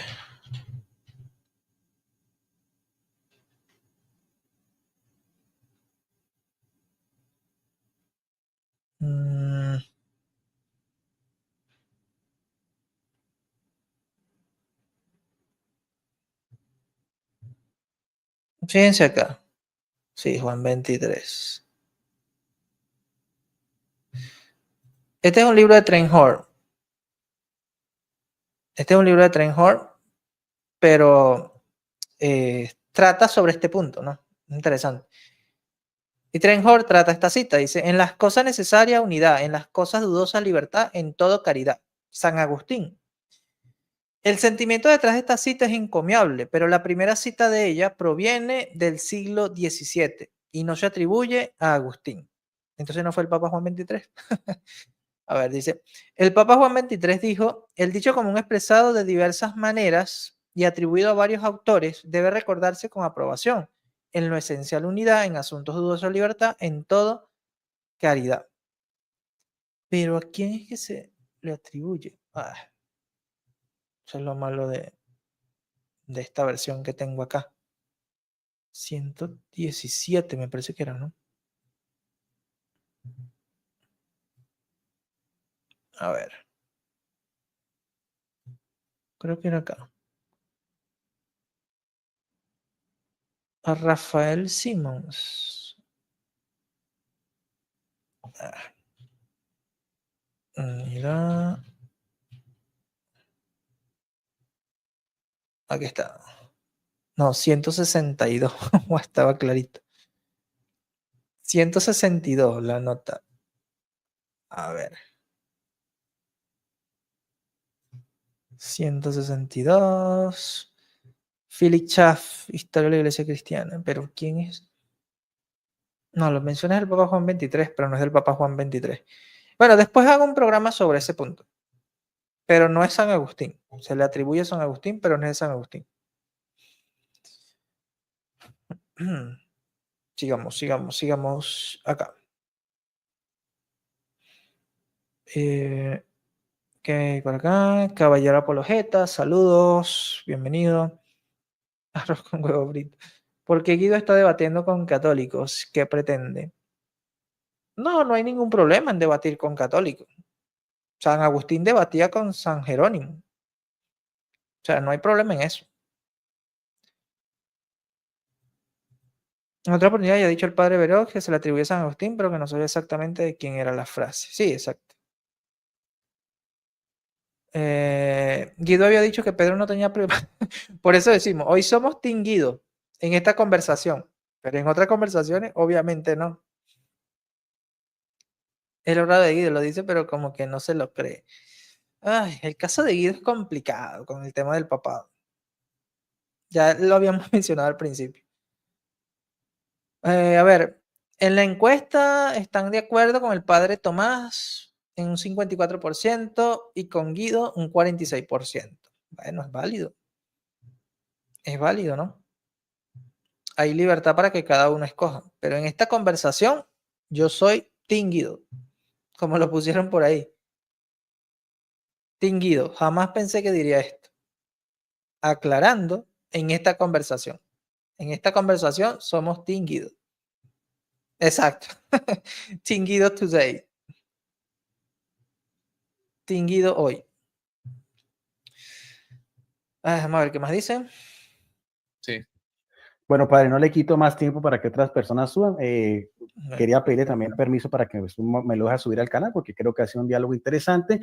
Y, padre, ya internamente el señor Horacio tiene mi WhatsApp, de pronto ya nos podemos comunicar ya después para mirar el horario. O sea, yo le propuse a él de pronto 2 tiempos de exposición de 20, 15 minutos, creo que sería más que suficiente, porque como no es un tema doctrinal polémico, no creo que haya necesidad en que podamos tener un tiempo de exposición. Pero aún no sé cuál es la premisa. Ustedes ya saben cuál es la premisa del debate. Yo todavía no sé cuál es la premisa del debate. ¿Qué es lo que van a debatir? El cambio climático, el valor de las encíclicas. Eso sí no me quedó claro, no sé ustedes. Pero no me quedó claro cuál es la premisa del debate. ¿Y a ustedes? ¿A ustedes, Esteban? Todavía no tengo claro cuál es la premisa que quiere debatir Guido con Horacio. Si es el cambio climático, la verdad no me llama la atención. Si es el ultratradicionalismo, bueno, creo que Guido ciertamente conoce del tema.